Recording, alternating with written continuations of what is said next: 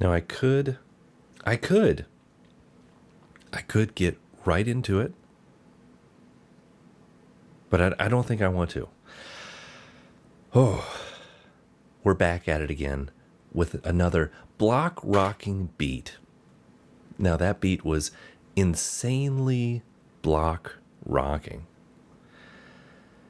Now, in general, I could just start Morrowind, and I have nothing that I want to talk about in my life. There's literally nothing going on in the world. There's things are normal. I don't know if we're in this sort of compounded normalcy state, or things are actually degrading into something. But to me, it might actually just be a normal Tuesday in the year 2025. And we thought that maybe 10 years ago, we thought maybe that in 2015, things were moving towards something insane. And everything shifted and things moved in weird ways that we never expected. And, no one was in control of that. But, yeah, maybe we're going towards something very, very strange, or maybe it's just a normal Sunday night, a Sunday fun day, if you will. Now, I don't have anything that I want to get to. I promise I have nothing that I want to get to. But I was watching a I was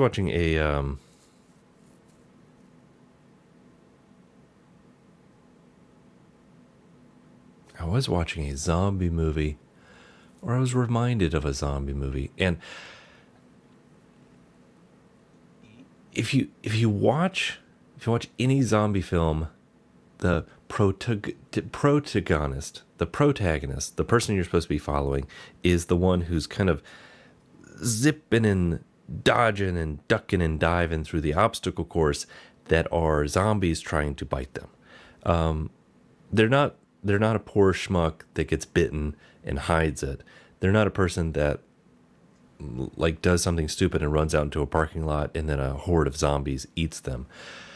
The person that you're supposed to be watching kind of makes it through, and whatever. Walking Dead is about that.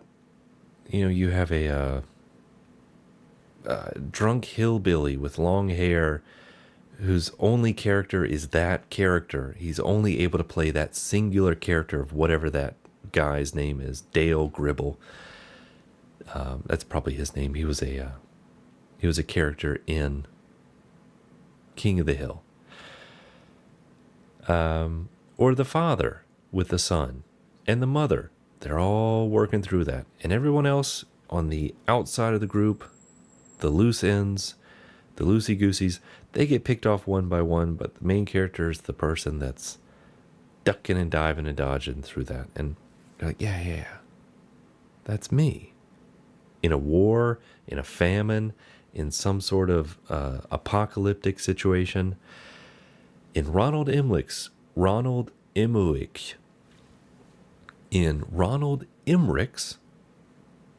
I wonder what nationality Ronald Emmerich is. Is he from, is he? He might be. But Ronald Emmerich might be, let's see if that's working. Oh, I think it is. Hey. Wait, let me check. I'm just checking. Oh, that's so great. Now, in Ronald Emmerich's 2012, you're following the father and the mother and some Russian guy, and the entire world is getting crapped on by the sun. The sun is liquefying the earth, and they're going to go into a hole, and then they're going to be fine. They're driving an SUV with meteors falling down. But in a realistic situation where 99% of people die and the population is culled to a very small minority of survivors, you're probably going to last a day or two, right? In a zombie apocalypse, you're probably going to last a day or two. And that's the really uncomfortable truth. Don't think that you're going to last long in a zombie apocalypse. It's going to be, you're not going to build a new world, right? That's the fetish that I wanted to talk about. It's not a sexual fetish. It's a fetishization of the world ending and having some sort of catastrophe, some sort of uprising, some sort of, we're taking to the streets and we're burning down everything. I say let's take to the streets and let's burn it down. Or, wow, that'd be awesome if there was like a zombie apocalypse or like a worldwide pandemic, and then I would be like one of the survivors and an important person in this new paradigm. But the reality is that in a normal situation of modern life, which is kind of complex, but not really. Like there's some hoops you have to jump through, but they're not that big of hoops. The hoops of a zombie apocalypse are a lot bigger, right? If you can't jump through the hoops of a modernity and you're kind of a wormy person, you're kind of a slob, and you're not well organized, and you're kind of a mooch, then you're probably not going to make it, right? You're not the guy in Alaska who's building half of his house in 4 hours and using the extra wood to build a canoe and going fishing and catching a dinner, catching his food for the next 3 weeks. You're not that guy, right? So don't wish for war. Don't wish for civil war. Things could go very, very poorly. Especially in any type of a natural disaster. Ask people that have been in a very bad natural disaster. It doesn't have to be that their house got flooded or the wind done knocked it down and took it off in the air. It doesn't have to be that. It just has to be that all the gas shut off. Supply lines got shut down for a week, for 2 weeks, right? Things got rough for 2 weeks. Oh my God. Chant 100 times and manifest. Yes. Chant. What are you talking about? Listen, don't think you want a zombie apocalypse. If you zoom out and that's the broader, 5,000 foot picture, that's what I'm talking about, is don't wish things get bad, or like we need to really show it to the name a country. We need to show it to the Iranians and get that shit bombed. Like, you shouldn't want anything to get bombed. You shouldn't want your country to be fighting with another country. You shouldn't want a zombie apocalypse. You shouldn't want a natural disaster. I don't think anybody wants that, but you talking about it brings it closer. That might be true. That might be true. Maybe we're all driving in a car and there's a giant pothole. Like, hey, there's a pothole. No. But the pothole, you see the pothole? Don't hit the pot. Oh my God, I can't focus on anything but the pothole. Get into Lotus Sutra. You'll love it.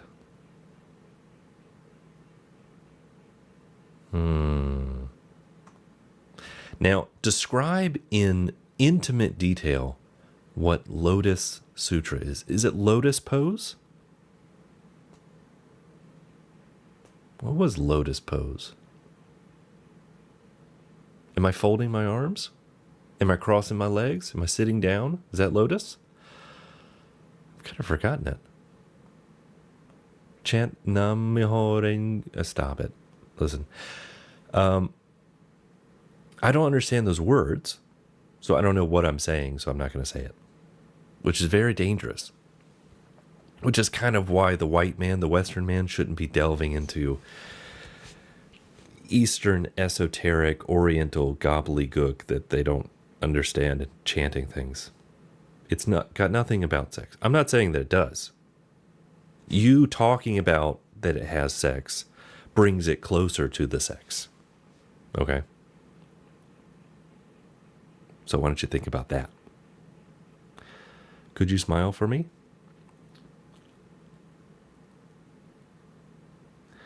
Yep. But I'm not going to get into any sort of pose that you want me to get into, especially if I don't understand it. Now, if I've done it before, I could do it.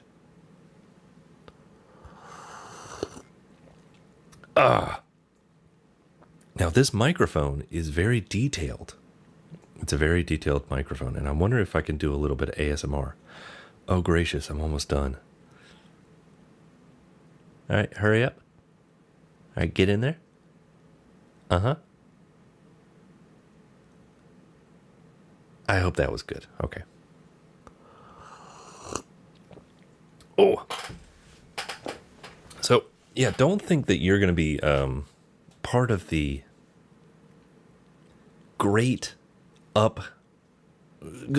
uprising in a civil war, in any type of that, any type of catastrophe. You're probably going out and you're probably struggling. And devotion to the mystic laws of Lotus Flower Sutra. Okay, it's Japanese. I don't think so. Nam Myoho Renge Kyo. I don't think it's Japanese. Especially how you're typing it. Can you give me some kanji? なんか日本語でいいんだね。なんか喋ってお願いします。ちょっと喋る。You chant that and manifest what you want. それは日本語？それは日本語じゃなくてどうも。ねえ、嘘。ちょっと嘘。重い。ちょっと嘘。ちょっと嘘し、ちょっと重い。ちょっと思っている。それは嘘。違うな。なんか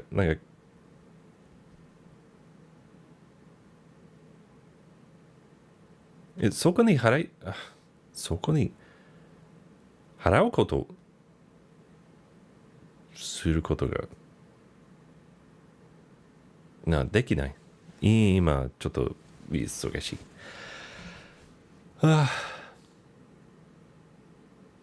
With positivity.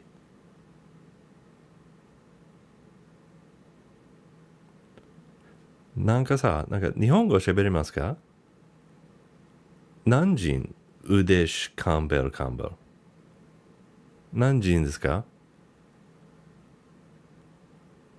その名前はちょっと日本人感じじゃないと思う。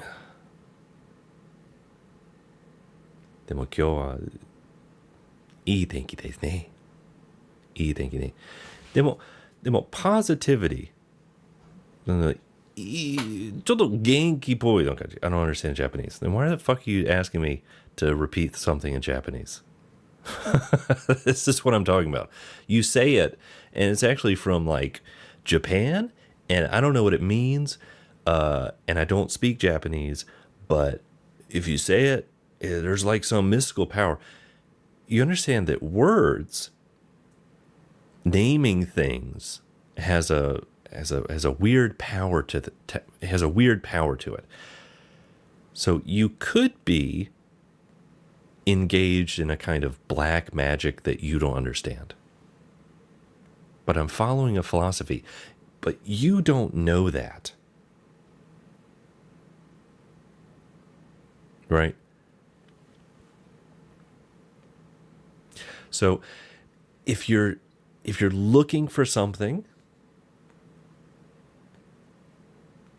if you're looking for answers, if you're looking for a meaning and the real the jouissance of the world, and someone invites you to their castle, and they say, listen, behind this door, inside this box, there's a great mystical power.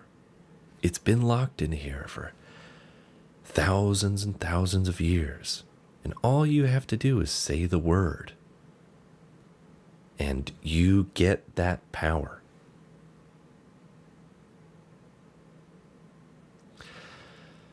Now you might think, wow, what a deal. This thing's in a box, it's been locked away, and I just get it. Or maybe there's a reason that it's locked away. There's a reason that you don't know about it, that it's unseen, that it's closed off. And that dealing with mystical forces, with Captain Planet, the 5 forces of the world, it might be really dangerous. It might be something that you can't really deal with. And especially if you are engaged in a philosophy that is not of your ilk. Right? This is like me. Just imagine me, this guy, going to some blacked out, black. You know, the black people with only loincloths and white paint, and they're doing some cannibal stuff. And then me thinking, listen, they've got a philosophy.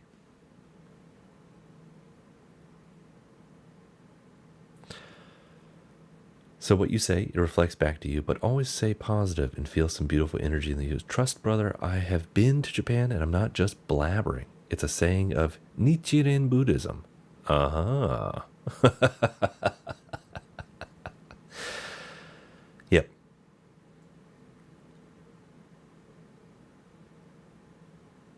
Hashire, hashire, hashire. Teku da, tanoshii na. でもさ、ちょっと日本語勉強していいと思う。それがいい。でも、そのことちょっとわからない。ちょっとブーディズムのっぽい。Well, I think that might be it for me. Search it if you don't believe me. Well, I could search it. Do I have it up? There you go. Nichiren Buddhism. Is it going to say cult? A branch of Mahayana. Traditional. Upheld the Lotus Sutra. Okay. Now, you don't understand Japanese.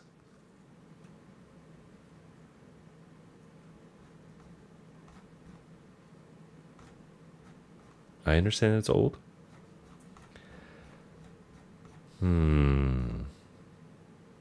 It's a form of socialism. Globalization. I believe that Buddhism is a thing. It's not that I don't believe you. I do believe it.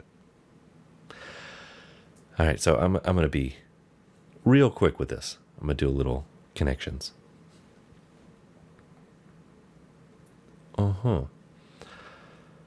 Only, connect, olive, branch, fab, fan, just, twist, fantastic, simply, cherry, spread, radiate, mint, petite, merely.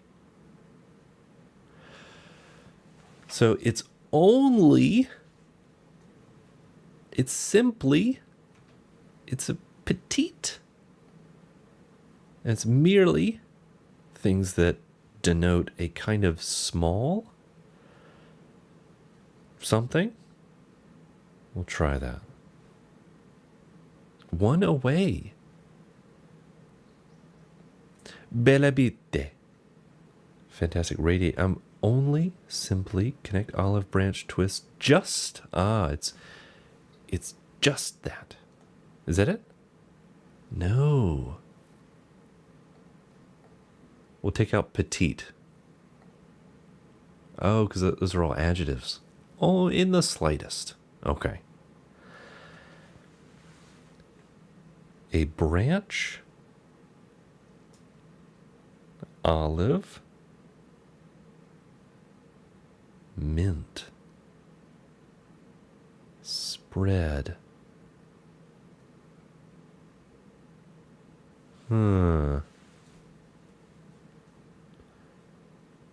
To branch out, to spread out, to fan out, to radiate out, and to branch out. I think we got it. Emanate. There we go. Fantastic. Fab. Mint.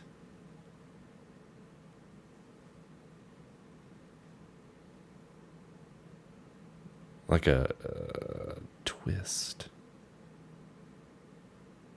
Connect. Uh-oh. Now don't tell me. Fab? Like fabulous? Fantastic. Fab. Mint. And...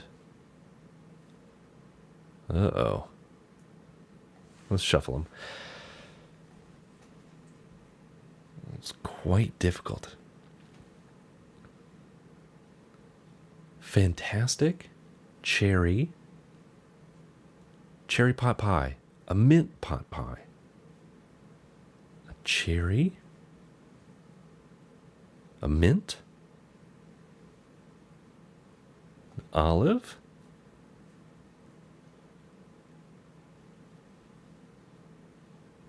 Maybe ice. I mean, those are trees. A cherry tree, a mint bush, a leaf. Like cherry flavor, mint flavor, olive flavor ice cream. That's the best. And a twist. I feel like that's like a drink or something. Cocktails. There we go. Fantastic, petite, fab, connect. I don't see how those are connected. Connect 4. Fantastic 4. Oh. I gotcha. Oh. All right, give me 1 second. I'll be right back. Belle. Miss Belle. Oh. Oh.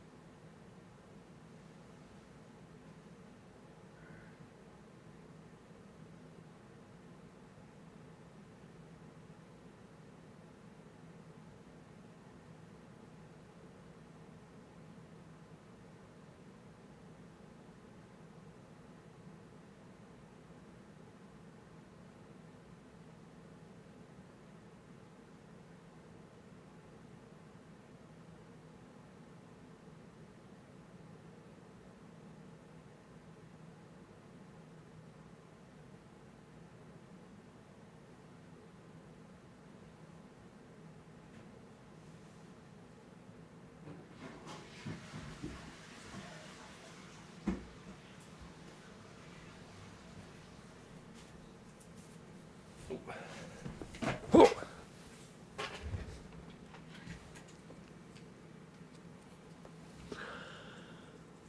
Oh, Mr. Belle. Oh, excuse me.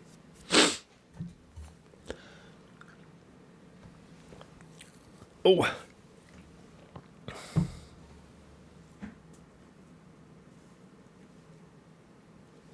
No, I think that the sort of religious schools that people go into, I think they're quite dangerous. Like if you don't have your head on straight, and I don't want to take a big old dookie on the whole religion thing, but you just have to imagine anywhere else besides where you are. Anywhere else. Anywhere else besides the normal beaten path of normal religious practice. Now, how quickly can something turn into a fervent cult? How quickly can things become extreme beliefs? And how can people get caught in a web of lies?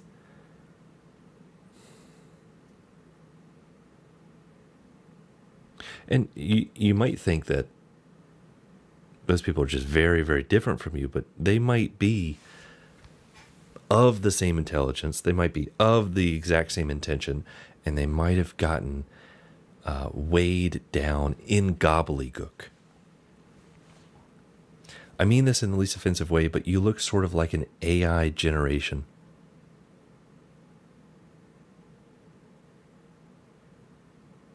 It's possible. J. Jonah Jameson. It is possible. I love AI. I think we should all, give it up for AI. But that's very, very strange that we've gotten to the point where me, this guy, looks like an AI generation. Does the voice also sound? It has that little tinge. New AI videos, like the voices have a little tinge of inauthenticity. I use AI to make pictures of Spider-Man. Parker, you're fired. I found this great new Parker, you're fired. I found this new great AI software that, wow, you should see what it can do. The amazing poses. Not sexual. I'm not you. If you type it in, it will produce sexual pictures of Spider-Man doing whatever you want. But we're not doing that. That's not getting published yet, because we have to warm the public up to that kind of stuff. Gosh. Celibacy.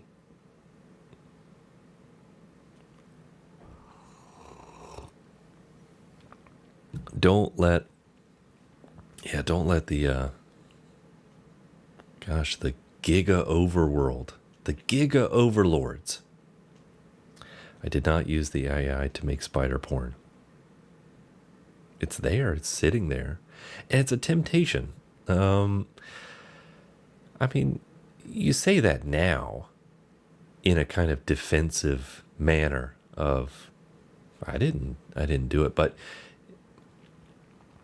one day it's going to pull you in that direction, right? You might think that the furries, wow, what a crazy group that I'm not involved with, or the crazy people that are turned on by latex and rubber, and that want to do things in like a scuba diving outfit, like those kinds of people. But listen, that sensoropod, it is being built. And it's so cliche to talk about the Matrix. It's so cliche to it's been even invoking that name, like the Matrix is being built. I think that name has been overused and watered down and delineated. Does that even fit there? But your pod is going to be very easy to slip into very soon. And if I look like AI, that means that just a normal video of someone speaking is making you think of AI and virtual reality, and you're getting used to it. And your understanding of the world around you is getting worse and worse and worse. And it might be quite confusing to a certain degree, but you'll get used to it one day. Gosh. Oh. So in this new world, you got to think of what would a swashbuckling, swindling, charismatic huckster do, right? Because you're not the bee's knees, you're not the main character. What would a character like Jack Sparrow, even invoking that name is cringe, but what would somebody like that, who is constantly befuddled, is constantly crashing out and failing into success, to failing up to success, what would they do in this world?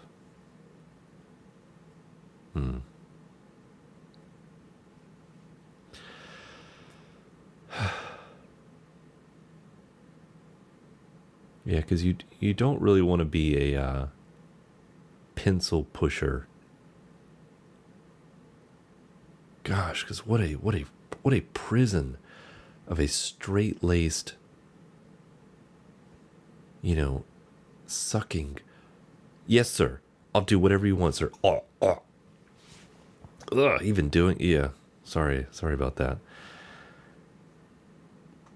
Just like begging for a promotion of more work and more paperwork and more rigid office work.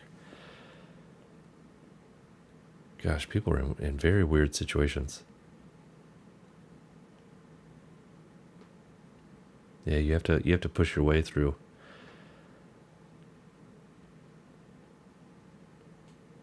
I mean, what can you say? There's not much to say.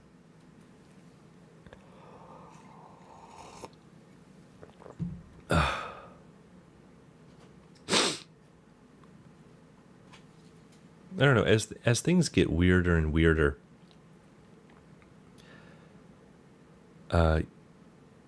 you don't need to read any sort of self-help books.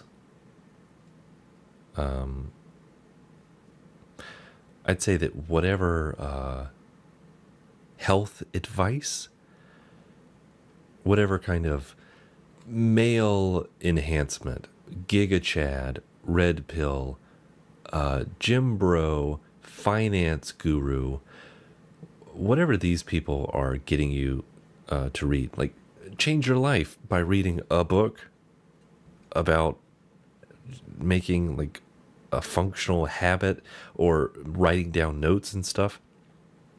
Most of these things, most of your shortcomings, a lot of these things can be kind of fixed by daily habits and mostly a kind of shutting off of things. People about the J5C. Hi. So don't let a lot of other people into your brain. Right? You have a very limited amount of mental space, and you don't need to be listening to 6 hours of podcasts, of 6 hours of useless debates. How long have you been gay, buddy?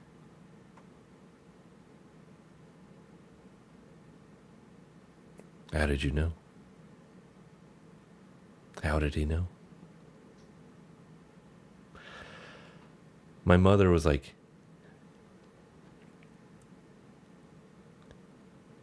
son, it's okay if you're gay. No, Mom, I'm not gay. It's okay if you're gay. Oh, you're just saying in general it's okay if you're gay. Yeah.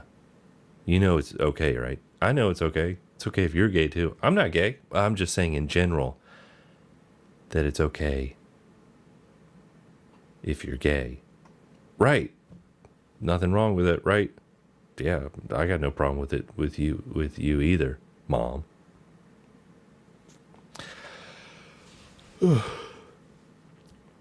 And so I don't know if it was Marshall McLuhan or Mircea Eliade, but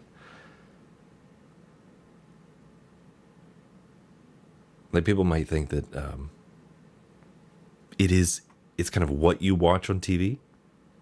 You know, like you need to change the channel. You need to find something better to fill your head with. People arguing, but the reality is it's the fact that you're watching TV. Or it's the fact that that process of you focusing on a brightly colored screen for extended periods of time. Right? And don't think you're doing some sort of like artistic delving by like, actually watch these like Kino movies. I watched this 1931 German expressionist film with early sound, right when they moved from silent films to speaking. So during the silent era, they had to really focus on the visuals. My noise is filled with a talking head. Mushini. さ、虫には何の名前、その名前は何の漢字、なんかどこからその名前来たかな、虫に。My noise. So,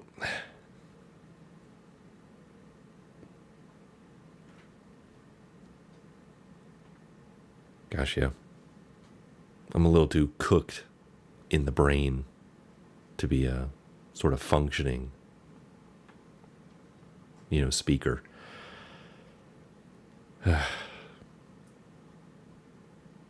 But if you are, like, if you're watching films, you're watching TV, you're sitting there, like, you're not putting pen to paper, you're not building anything, you're not dexterously moving your hands and interacting with the world.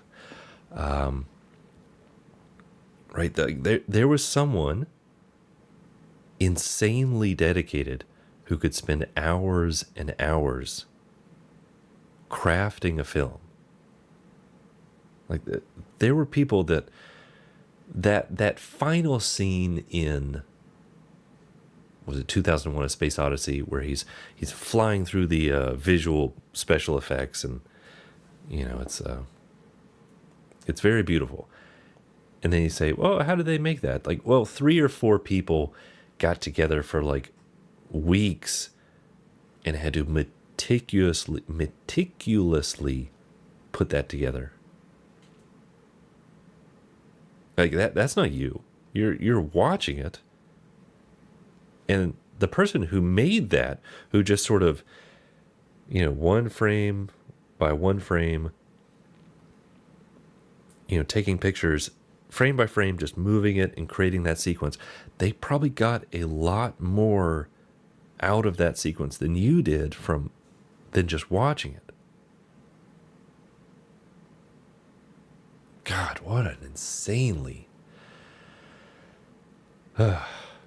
Sir, I'm good at reading, listening, and English, but when the test about speaking and writing I'm bad, could you tell me how to learn that, sir? Oh, wow. I'm good at reading and listening in English, but when the test is about speaking and writing, I'm bad. So those are very different things, speaking and writing.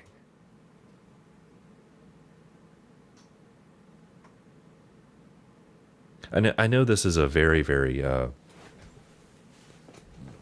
bagged answer. I know this is a very, very standard answer, but if you're bad about speaking, if you're bad at speaking, the only thing that's going to help that is practice. And you could start with very, very baby steps. You could have, there's a lot of apps on your phone and whatnot that you can have almost perfect sentences read aloud, like a speaker, like it plays a small little clip, like I went to the store today. And you just need to mimic that intonation. Basically, you're just copying the same way that a child does, of copying the way that somebody speaks. That's a very, very basic baby step. And, another baby step is, like, children will copy their parents, they'll copy their friends, they'll copy TV. So if you can just, like, watch the way that people speak and understand intonation and rhythm of a language, like, that's going to help you. And the second part is that, if you're bad at tennis, if you're bad at a sport, if you're bad at ping pong, if you're bad at, it kind of requires another person to hit the ball back. Tucking, tucking, tucking, tucking. So if you're bad at speaking, which is almost always a dual partner dance kind of thing, that like, there's a lot of opportunities to do that now. The one challenge that, you can always find chat rooms. You can always find groups of people. You can always go hang out with people. You can always find tons of people online to speak to. But in a foreign country, the one challenge that I was given was try to speak to like 10 people in a day. Right? Even if it's just like, if you're at a train station and someone's next to you, even if somebody's at a train station and someone's next to you, you might say like, oh, watch out. Or, oh, the weather's really nice today. Or, oh, is this going to, Shibuya? Is this going to, like, Sugamo? Even those little things, they might start a conversation and you'll get really good at sort of navigating sort of introductions, and you'll learn that you probably have to answer the same 5 questions or so to begin with. And then what was the other one? Was writing? Ay, that's another one. Yeah, you just got to copy people. Can I be your poop otter? Yes. I think we need a poop otter on the team. We needed a poop otter. That was what our forces combined was missing. Earth, fire, wind, water, heart, and poop otter.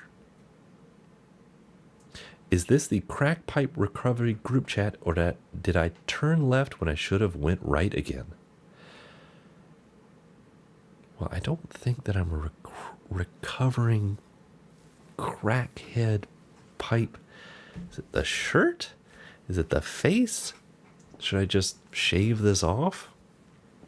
I don't think I've ever done a crack pipe.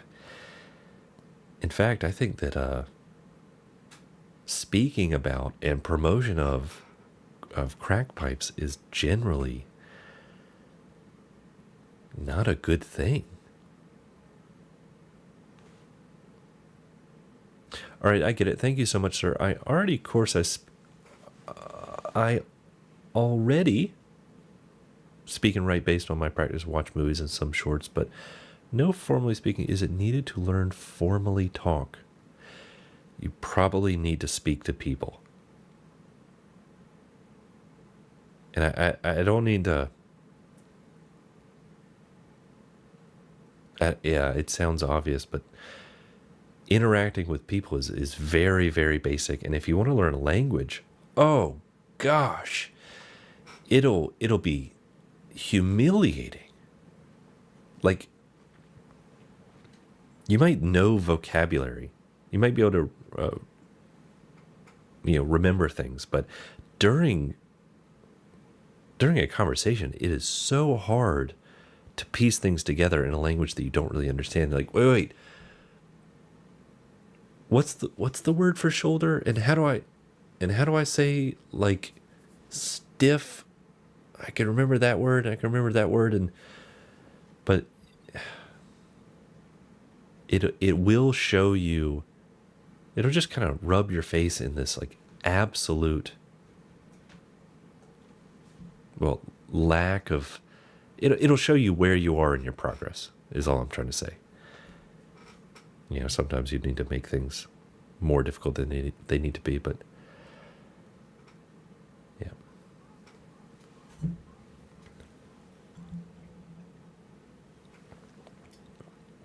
I was thinking of just going ahead and starting Morrowind, but then I guess I wanted to talk a little bit. I usually like to do that. Yeah, I could easily do an English lesson on here. I don't know if that would work out. でもさ、なんか誰もそのストリーム見てない。なんか日本人誰もなんか日本人はこのストリーム見てない。なんで？多分そうタイトルはなんか英語のっぽい。Why don't we go hit the pipe again and watch someone play Morrowind? Have a good stream, Zen Master. Damn. You enjoy that pipe.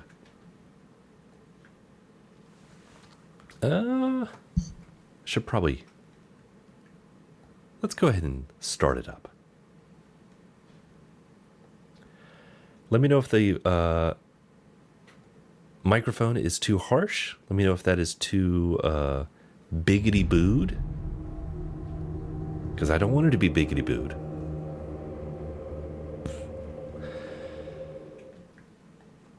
All right, Mr. La Morrowind.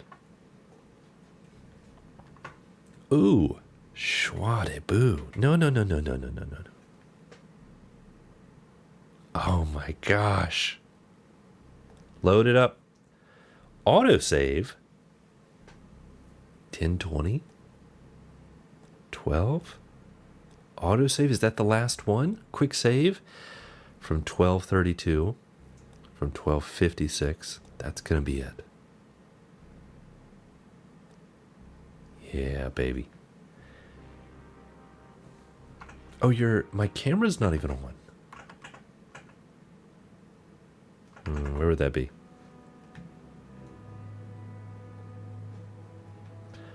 Schwadaboo.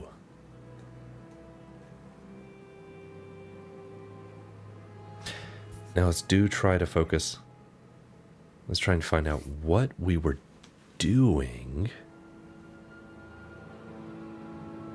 There was something that I was trying to do. But I'm lost. I'm lost in a kind of a web of confusion, a web of anxiety, a web of planning. Now there's a way that I can get through this.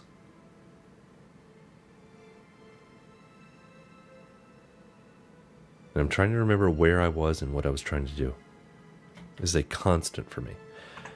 So we're just going to go back. We're going to go back to our Morrowind main story. No, don't do that. Don't do that. Just go back to our Morrowind main story. Find out where we're trying to go. Oh, we are, right. Well, let's take things one at a time. All right.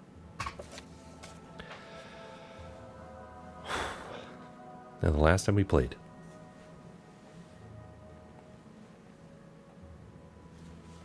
Kaya says, Telfir, Divethfir's tower, is southwest of Sadrith Mora, on an island in the southwestern edge of Zaffirbel Bay. There's no boat service, so I must water walk or swim. Use the guild guide to reach Sadrith Mora. Then at Wolverine Hall, Fighters Guild, ask for detailed directions. He gave me levitation potions, since they don't use stairs. So the place to be and the place to go is... Let's check out our map. Tel Fear, way over there. Now the way that I did this last time was just oogity boogity. Was just by going and walking. Oh, I might as well just wait. Not a big fan of nighttime. That's when the monsters come out. And, oh. Oh. Now we're stuck in water. Very nice. Now, should we just book it? Yeah, we're heading there in the correct direction.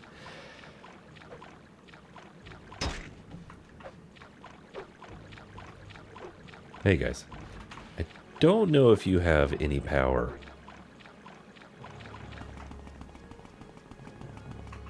Oh. Who's fighting me? Who's fighting me? Buster. Oh my god. So Tel Fear is, I'm guessing, right over there.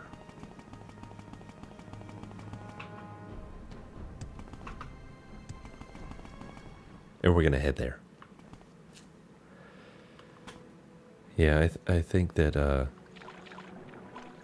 mean, what does it mean? What does it mean to, praise Jesus in your everyday life? I know I'm being hunted. What does it mean? What does it mean to, better your relationship with the oh, thank you. With the Jesus day to day. Is that Tel Fear? It has to be. Yes.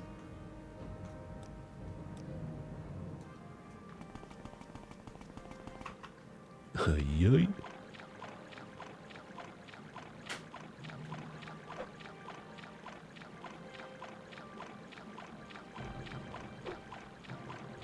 Oh my god.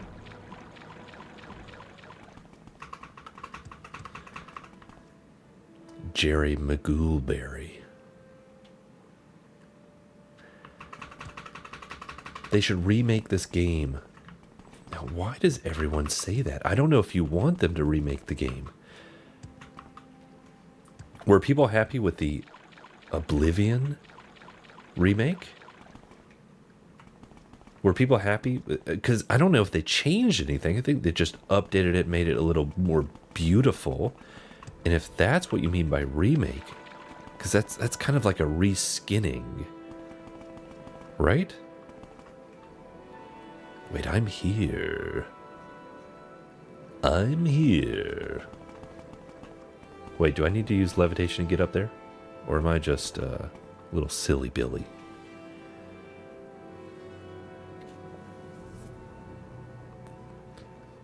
Playing OG Fallouts right now. I started the Fallout. Can you recommend those to me? Do those get some sort of a seal of approval? Because I started them and I didn't finish them. And they look incredible. Do I need to use a little bit of levitation? Books. Books. I feel like I need to get on up there. Yeah, I feel like the writing... God. The incredibleness of OG isometric, pre-rendered, dialogue-heavy RPGs are a miracle to behold. Like, we didn't know that we were in the best time ever. And I'm enjoying this game, but I didn't experience this. I didn't experience any of these as a child. Books. Yeah, a lot of books. Yeah, I guess that's more what I thought, except I would rather have a map marked option. Low-key, they PMO gameplay-wise. PMO. Pretty much original gameplay-wise. Now, the way that I get up there is clearly by using a levitation potion? Magic? Now, he gave these to me, right? Restores willpower, grief. Fatigue, dispel. Ooh.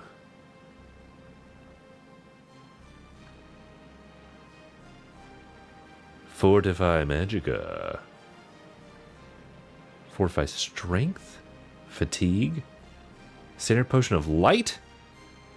Light. 10 points for... is that it? But yeah, they seem awesome. Piss me off. Low-key, they piss me off gameplay-wise. The old school? Like the old school Fallouts? You mean Fallout 1 and Fallout 2? The kind of clicking and rolling, and I don't know if it's based on a kind of Dungeons and Dragons tabletop RPG system, but holy moly. Now, he gave me something to, wait, did he actually give me? These are all my stuff. Fire resistance. Restore luck. Restore health. No. No. Rising force? Levitate. There we go. I only have one? Oh, I think I did it. Look at me go. I'm levitating. Ooh, is this how you get up here? Don't lie to me, boys. Or did I just do the wrong thing and waste a... Go down. Uh-oh. Okay. I see. Oh, wow. China balls. Yeah, 1 and 2, they're turn-based-esque shooters. And I like more live action of the modern games, but that's a younger gen, I think. Don't know how to feel about any of the Fallout games. Now, who am I looking for? Spit it out or hit the road. Oh, I think you might be the lady. Divith Fry? Now, while you have Corpus, the disposition of anyone you talk to will drop significantly. Right. Now, I need to find Divith Fear in the Tower of Telfear. Once inside, I should talk to Bethesda Fear, a dark elf woman, across from the entrance to find out that Divith is in his study. The flywheel is upstairs. Oh, if I need more levitation potions or invisibility potions, you can steal them from a shelf in the bedroom of the main floor. Okay, let's talk to bEATTY. I don't want to attack you. I'm going to put this away. Have you come to plunder the dungeon? Or No. have you got corpus disease? Or did you come to see Devaith Fear? It's- I'm Beta Fear. I'm the wife of Devaith Fear. One of them, sort of. Yeah, I got the corpus. Everyone who gets corpus disease comes to our corpusarium. It's not very pleasant, but at least they're all fed and cared for. It's not... can you fix it? He's up above in his study. I hope you can fly. You can't get up there unless you can fly, or have potions. Sorry. Plunder the dungeon. You'd be surprised how many people come in here trying to steal Lord Fear's treasures. He does have quite a collection of relics and artifacts, but he keeps them down in the corpusarium. And who wants to risk catching corpus disease? Not to mention who wants to get ripped in half. Pity, we don't see many good thieves here, just the stupid ones. Oh, okay. You're saying that I can't steal from you because you might catch corpus disease. I already have corpus disease, but that's not a problem. Yes. Well, not wife in the married sense, but, you know, paramour. Paramour. Consort. Something like that. It's a bit awkward, really, because, well, he made us too, so though we aren't really his daughters or anything, it's like we were his daughters. Because he made us, you see? He made. You're saying you're not like a person. You weren't born and then you met and you grew up and you met him and he grew up too at the same time, but he made you and now you're his consort. That's like a fleshlight thingy. That's an awkward situation. Okay, goodbye. So he's in the study, and then they say that if I want to, I could just... If I need more potions, I can steal them in the bedroom of the main floor. Now, does it list where I'm at? Corpusarium. Let's just explore around. She might get angry. Let's save it. Let's just look around a little bit. Is there a bedroom around here? Oh, hello. There's someone watching me. I can tell. Well, I was watching you. You Dumbo. That's the corpusarium. I don't know if that's the bedroom. No, I don't think so. A trapped door.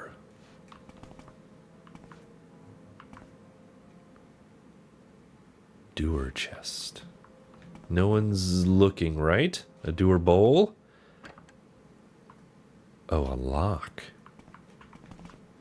Why, I'm sure I could cheat my way into that. Corpusarium? I don't know if I want to go in there yet. Wounds are minor compared to what you will receive if you continue to bother me. Well, I talked to you. This is not a bedroom. So, lady, I'm just looking for the bedroom. And then I can kind of...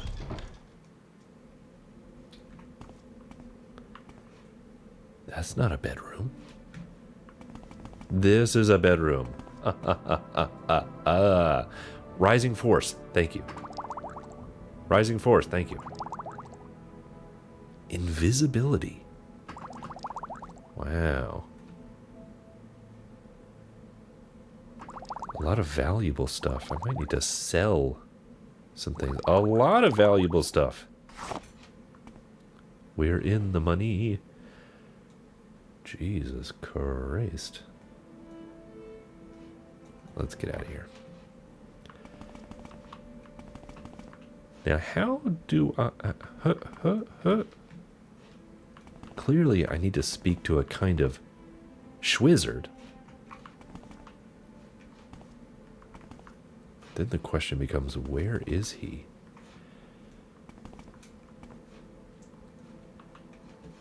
Oh, have I lost myself? There's a bedroom, yeah. Ah. Now where's the flying one? Shadow. form. Rising force. Just one, please.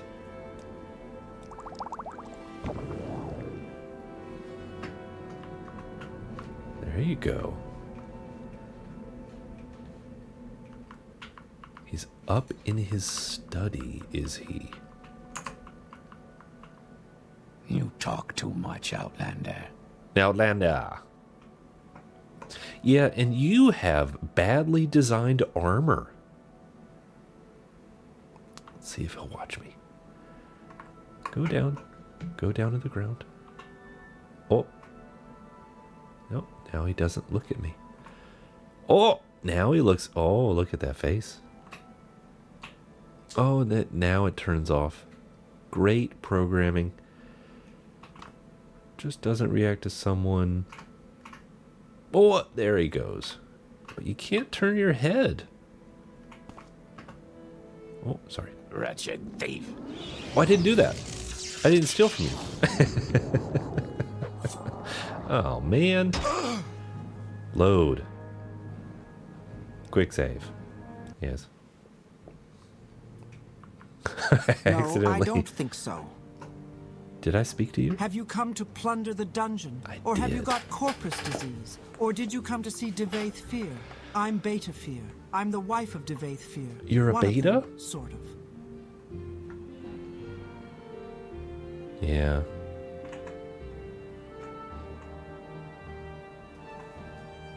If the music is too loud, just let me know. I don't know. I don't know how much my voice overpowers the game. I don't know if the music is too loud or the voices are too loud or if my voice is too loud. But what can you do? Now we need to get up and over. Walk slowly.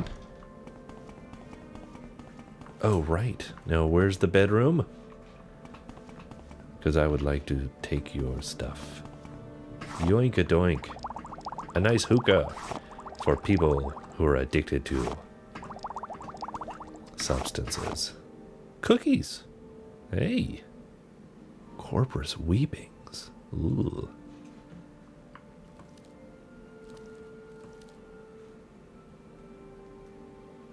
Akalo.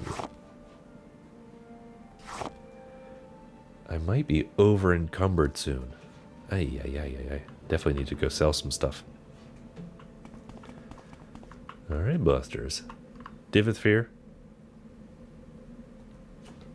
Can you help me out, Buster? Rising Force, just one. Just one. And then we're going up there. Because he is here. Say what you say. That's an interesting Dwemer piece you have there. What can you tell me about it? Oh, I would like to offer it as a gift, right? Yeah? A gift? For me? How thoughtful and shrewd. I suppose you know I'm a collector, and that such a gift is bound to please me. I congratulate you on your diplomatic skills. So, why have you tried to butter me up? Come to consult the great Devaith Fear. You have the divine disease, want to plunder the dungeon, or leer at my daughters. I mean, I have the divine disease. It's weird that you're referring to the disease as divine. Don't know why the writers would write that. To plunder the dungeon, I could do that. And to leer at my daughters, I thought they were your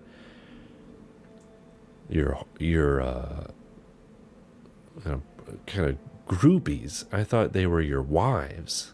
Like a kind of, whatever Genghis Khan had.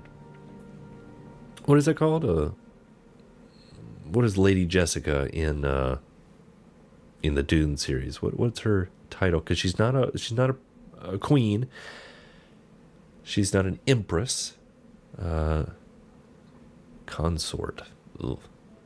Why not playing remastered? I don't think they've ever remastered this game. This is Morrowind. And I don't think they've ever remastered. I think they remastered Oblivion. I'm guessing that at some point they remastered Skyrim, but I thought they just kept releasing Skyrim as Skyrim and they didn't really change anything. And then after that they did Starfield, which was apparently kind of embarrassing, which I never played.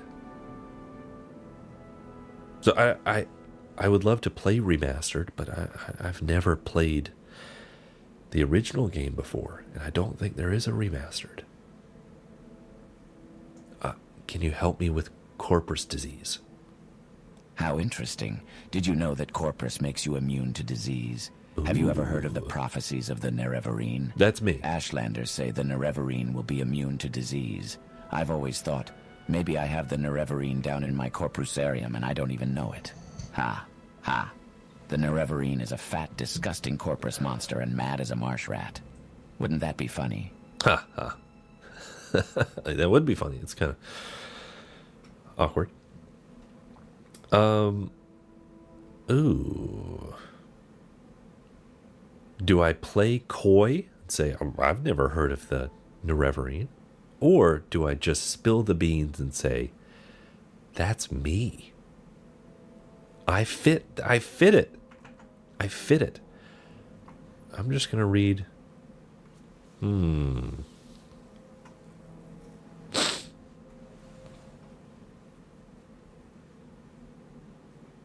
I should probably just tell him that I do fulfill the prophecies. Let's don't lie.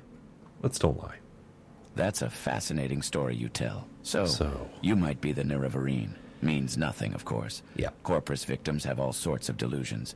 But let me think. Well, no, I'm going to push continue. You keep talking. I've got a potion. In theory, it should cure Corpus. Doesn't work, though. Probably kill you. Killed all my test subjects. But you've got nothing to lose. Before I give it to you, I want you to look around below in the corpusarium. Know what's in store if you don't take the potion. And while you're there, I want you to pick up a pair of boots from a victim. Calls himself Yagrum Bagarn. My oldest patient. Handy fellow. Fixes things for me. Bring the boots back, and then you can have the potion. Okay, so before you're going to give me the potion, you want me to go check the corpusarium, go look around, just see the horrifying reality that could be me. What is corpus disease? Is it like leprosy? Is it like AIDS? Is it Tom Hanks' AIDS? Is it Tom Hanks' AIDS in Israel? Kissing the wall with AIDS? Is it Tom Hanks? With AIDS?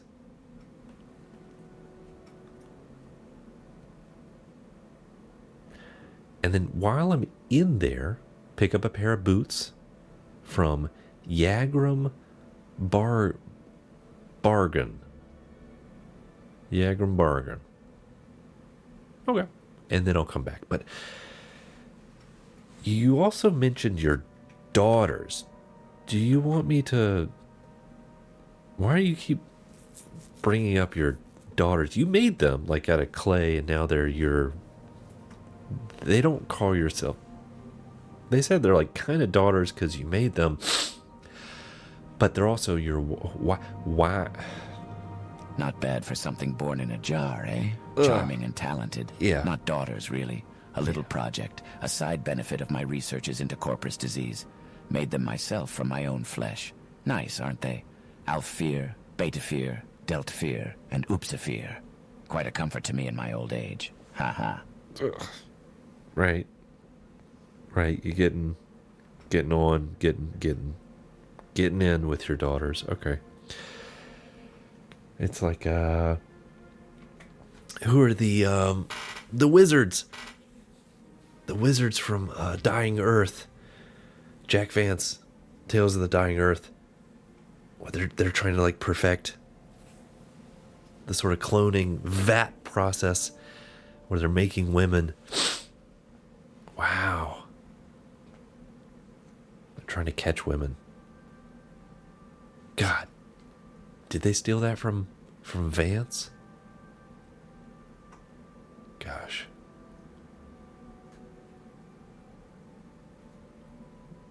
I mean, the characters in my mind from the Dying Earth don't look anything like the characters in Morrowind, but that does fit. That'd be so incredible if it did. Uh-huh. Delta Fear is the efficient one, organized and orderly. She acts as our steward, manages accounts, maintains supplies, keeps the tower and Corpusarium running. Okay, so she's the... She works hard. Okay. Thank you for your gift. Oh, right. You're only going to tell me about that one. Sorry. Now, you have a dungeon, and everybody tells me to go down there and to plunder it. Or they're hinting it like maybe you shouldn't plunder it, but everybody comes in here and tries to plunder it. When you live for thousands of years, you need a hobby. Something you love always sparks your interest. I collect treasures and invite thieves to steal them. I'm a collector and a sportsman. I collect enchanted items and ancient artifacts. Have quite a few Dwemer pieces. And as a sportsman, I love letting thieves try to steal my well-guarded treasures. Only a few rules. 1, don't hurt the inmates. 2, don't hurt my daughters. My warden and guards can look out for themselves. Okay. So this is kind of like the most dangerous game. Okay. Oopisphere. Oopsafir is the girl with the biggest heart. Ooh. She takes care of the inmates of the Corpusarium and helps with my researches. Vista Kai, the Argonian, is my warden of the Corpusarium. Quite a fighter, tough as nails, self-taught, works out with my daughters who are no slouches at the martial arts themselves. Vista Kai was one of the last of my slaves. Freed him, and he wouldn't leave. Kept him on as a hireling, then made him my partner. Excellent fellow, fine companion. Not an intellectual, you understand, but good company for me and my daughters. Ooh. A nice guy to have around your small house. With your... You keep referring to them as daughters, and it sounds like you made a kind of doll? A kind of hot doll? I don't really want to say words. I don't want to say the word, but you know what I'm talking about. Doll and a woman, a flesh, you know. But hey, I'll go check out your Corpusarium, and well, I'm just gonna jump down here. Thank you. Is this the Corpusarium? Nope.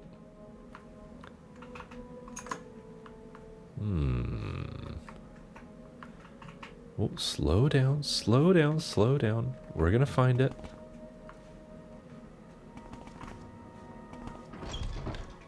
Right.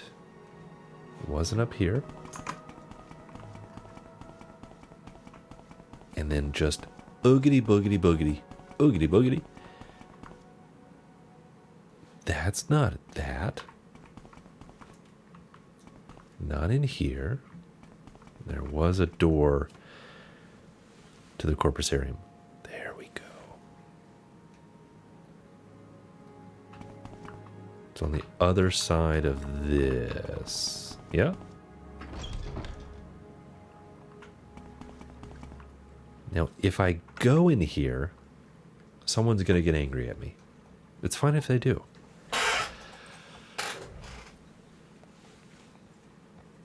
Now, what...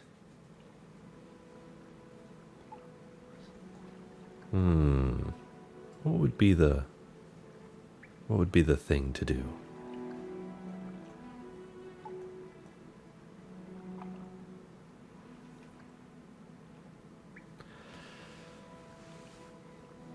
Now, he agrees to give you a cure, but I need to fetch a pair of enchanted boots.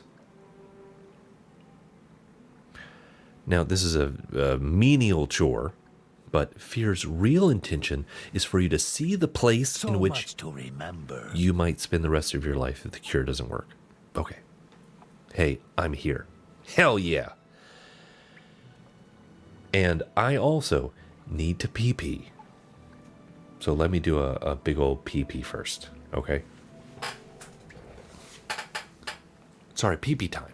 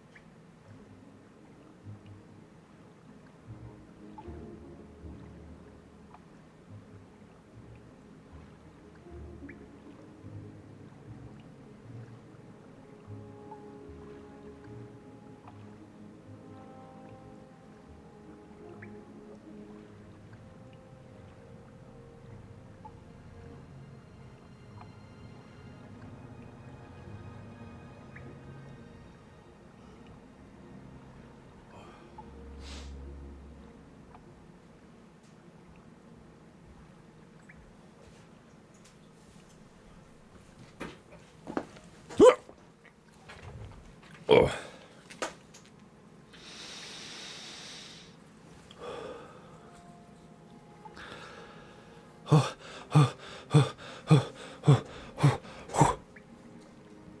There's no mute button on the microphone.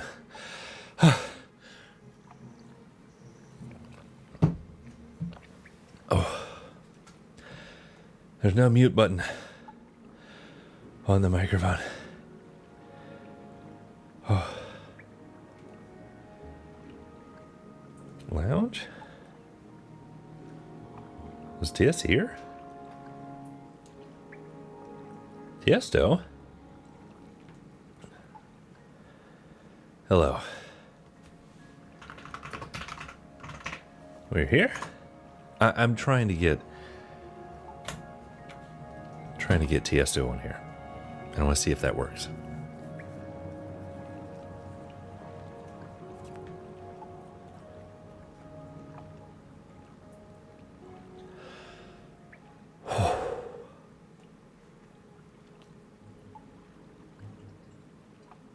Oh, start a video call, start a voice call.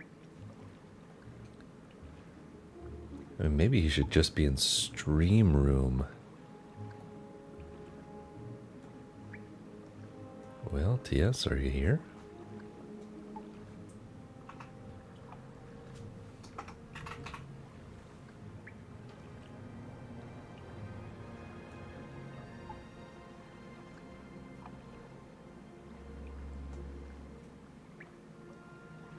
I don't know how to add him. Small fork on outside, or is it inside?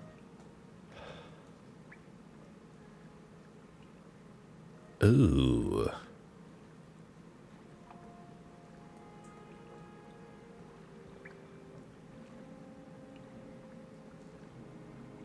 A live production. A super live production. I might want to share my screen. I'm in stream room. All right.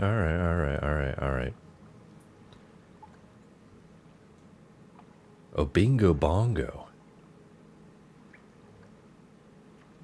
Where is stream room? You're very green, but I can't hear you. Output device. Oh my God. Oh, I see you now. Looking real baller. And you're still lit up green as if you're speaking. But you're not speaking. I'm just not talking, yeah. There we are. Oh, man. Welcome. Actually, you should welcome me. I've jumped into the TS dojo. I was hearing you in double. This was really weird. So I was still listening to the stream. Yeah, turn off that. I'll just share my screen. Very professional. Watch it. Watch the stream. There we go. Very, very professional. This is how they do it. This is how they make sausage in the big leagues. Where am I going? All right. Oh, TS, I was waiting for you to come here because I wanted to discuss Jesus right from the get-go. You need to know about his way. I don't know about his way, and I was wondering if you could unfurl Jesus's way for me. Well, here's the deal. Yeah. The Jets went 0-7. And Jesus. Okay. As of last week, we hadn't won a single game. Uh-huh. The owner was talking shit about the starting quarterback in public to the media. And in response to that, you know what the quarterback said? Did he? I believe in God, and I believe in Jesus Christ. and they got my back. He said it. He said that. He And said what it. The Jets.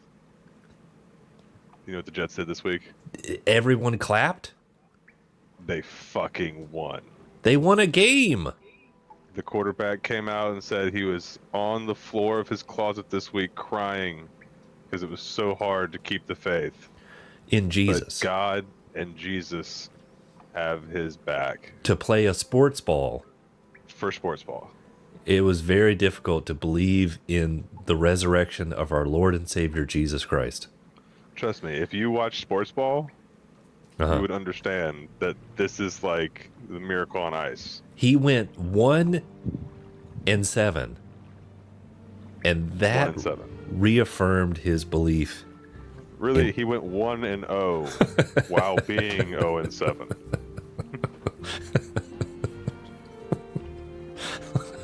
Now, if he had won 0-8, he would have left the faith. He would be excommunicated. No Okay. God. This is what sports ball does to the average brain of people. Yeah. ESPN was like, Jesus is real, headline. First 7 games, also God has forsaken them. They brought out the, Small what was it, the folk Shroud of outside, Turin. And they're like, or is it listen, inside? sports ball fans.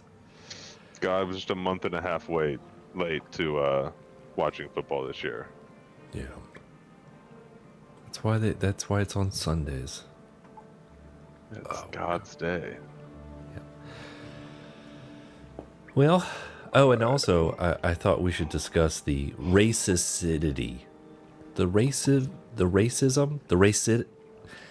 There has to be a better way to say that. The racism of H.P. Lovecraft. Okay. Now, I don't know if you want to move straight from Jesus to H.P. Lovecraft. It's not that big of a jump. It's not. It's not a big jump. It's pretty 1-for-1 there.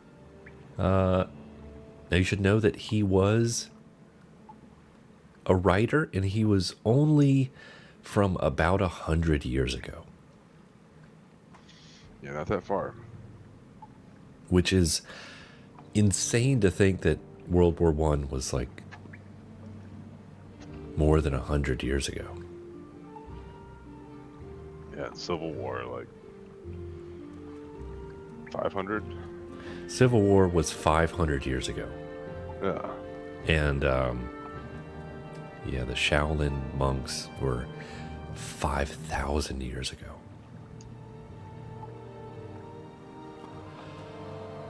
So let's do our favorite little, let's do our little favorite section of reading a small portion of H.P. Lovecraft until we find something racist. Are you ready? Amen. All right, I am picking a random page, and we're just going. The change in the menace from vague premonition to immediate reality was a profound shock, and fell upon me with the force of a genuine blow. It was never once to me that... Did we already hit it? The change in the menace. Is the menace he's talking about black people? I mean, this is very well could be racism. Uh-huh. But trying to read on. Well, malign purpose was all that I could think of, and I kept deathly quiet, awaiting the would-be intruder's next move. Okay, so yes, it's probably racism. Okay, this is the black people, the blacks. I mean, if there's someone who's like a would-be intruder, Uh-huh. so it's like that guy would rob me if I let him.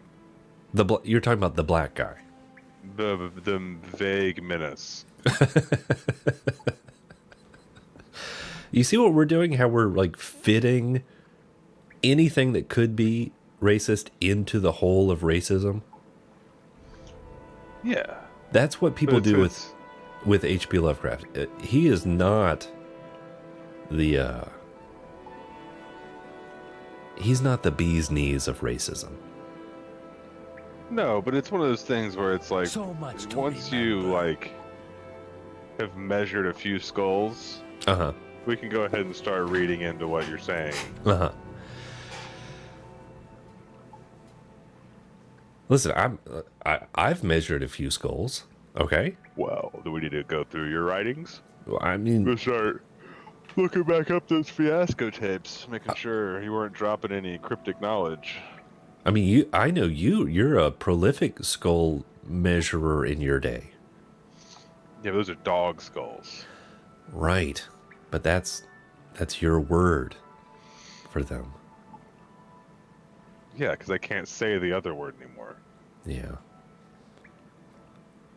Israelis. Okay. Israeli dog scum. Yeah. Yeah, big news. Big news. Everything in the world is going haywire. I think we should really.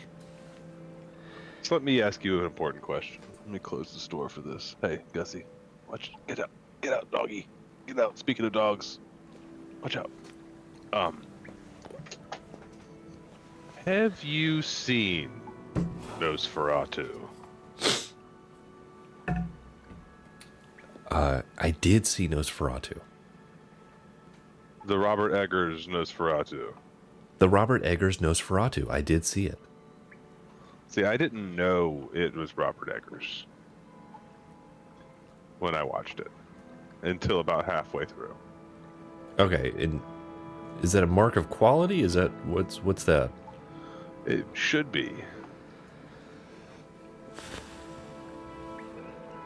But about halfway through, I was like, this feels like someone's making fun of Robert Eggers.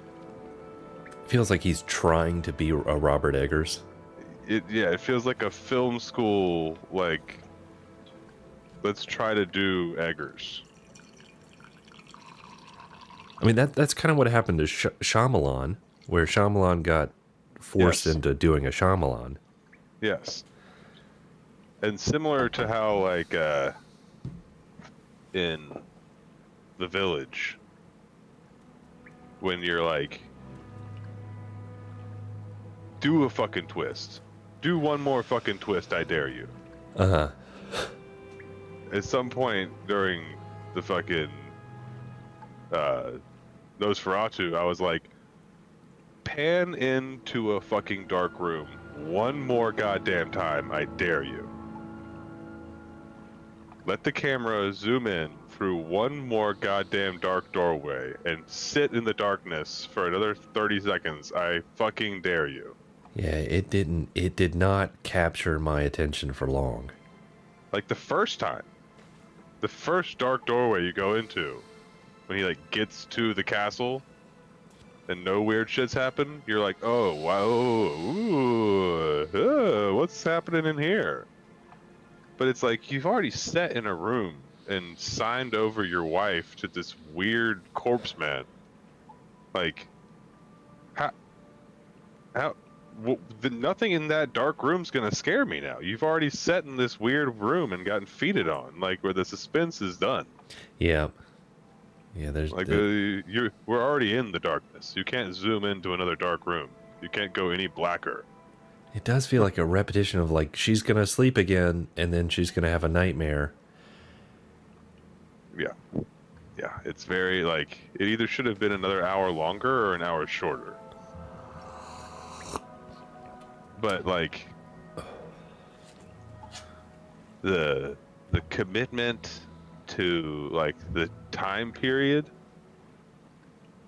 you know, where they're, like, very, like, The formal costumes. dress, the costumes, like, very, like, in depth, but You then it's like also, like, well, hold on. Uh-huh. Very, very Eggers, but then not going the full step and being very explicitly Germany. Yeah, they need to be, a little more they're German.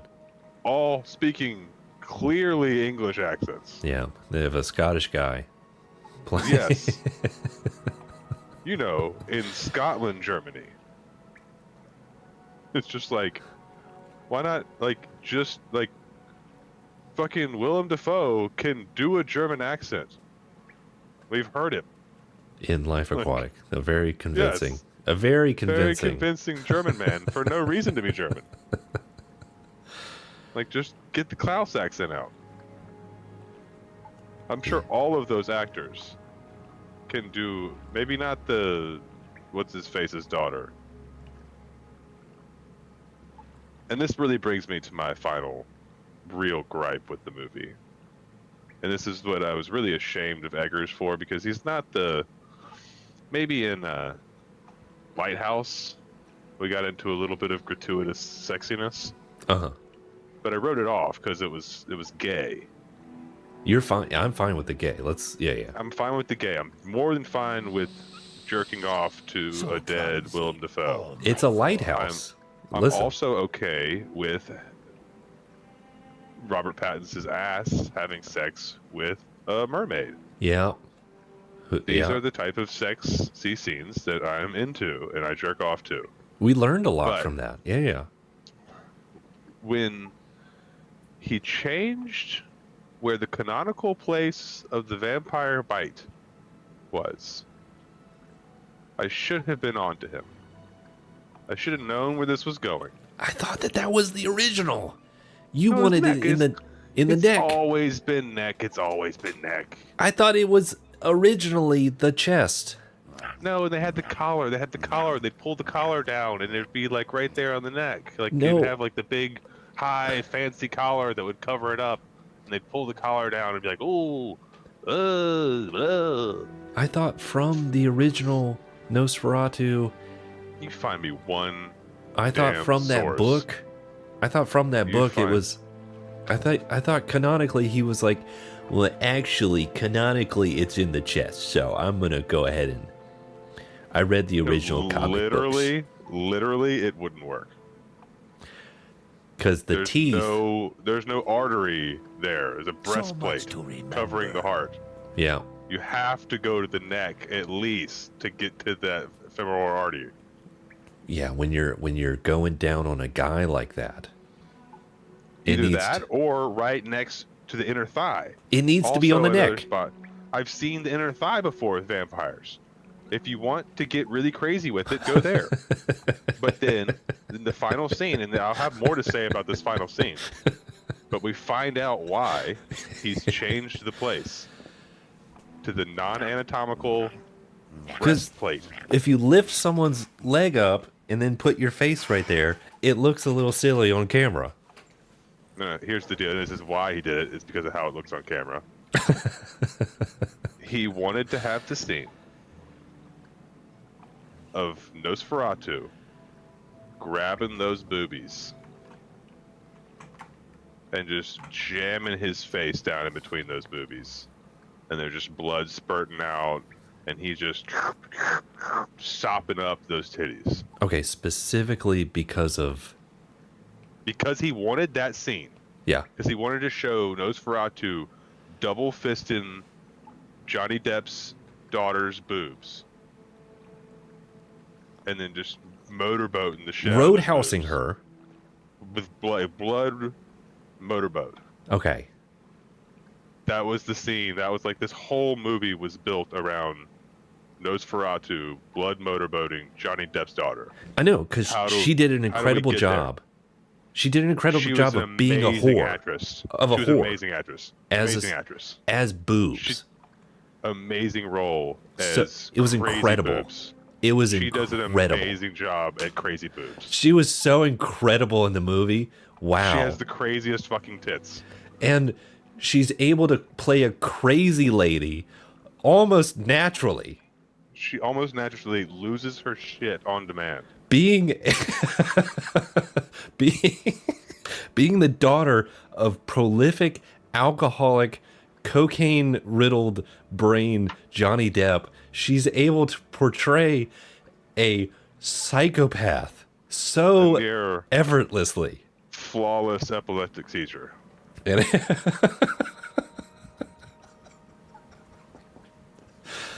what an incredible Oscar worthy. Yeah. We covered her in blood for a couple scenes and flashed that in front of the camera. Yeah. Does that make you horny? It didn't. And then the hero of the story is actually Willem Dafoe. Yeah, the fact that like I was already on to Robert Eggers at that point. I had already had like the breakthrough moment of like, okay, this is making fun of Robert Eggers. surely they won't spring Willem Dafoe on us at some random time into some linchpin character to like Mary Sue us the way through the rest of this movie. He shows his massive cock. Shows his Like, ma- literally, like we were a step away from him just like pulling out his cock and being like, Uh-huh. I got a nice one. Like, surely this meandering movie that has no real like direction or like motivation, surely it couldn't be saved by Willem Dafoe just kind of shepherding us through this plot and Listen. like filling in the holes for us. Now, Who- you don't Who would understand. never use a Oxford-winning actor like that. Yeah, he knows that you have a crazy Hollywood protege, and the only way to get rid of her is to sacrifice her to the evil Dark Lord of sexual exploitation. Okay, so this gets me into the final kind of glitch with the movie, because if it had just been at this point, I love Hollywood. I think I would have just chalked it up as like, I'm gonna forget this happened. I'm gonna move on to the next Robert Eggers movie without this in my memory, and just like, just delete. But this thing stopped me from being able to delete. This really got in my gears. This one grinded your gears. No, it's got in there. It's not even grinding yet. It's just floating around, banging around from gear to gear. It's all up in you. So, it's all up in me. So, Nosferatu was brought into this realm by a girl's dreaming wish, whatever. Uh-huh. His only purpose was to consume this girl. He just wanted to fuck her, he wanted to eat her, he wanted to take her and put her inside of him and put him inside of her. That was his only thing. It's like, I'm just an appetite. It's like, that's all I want. Yeah. He got what he wants. He did get what he wanted.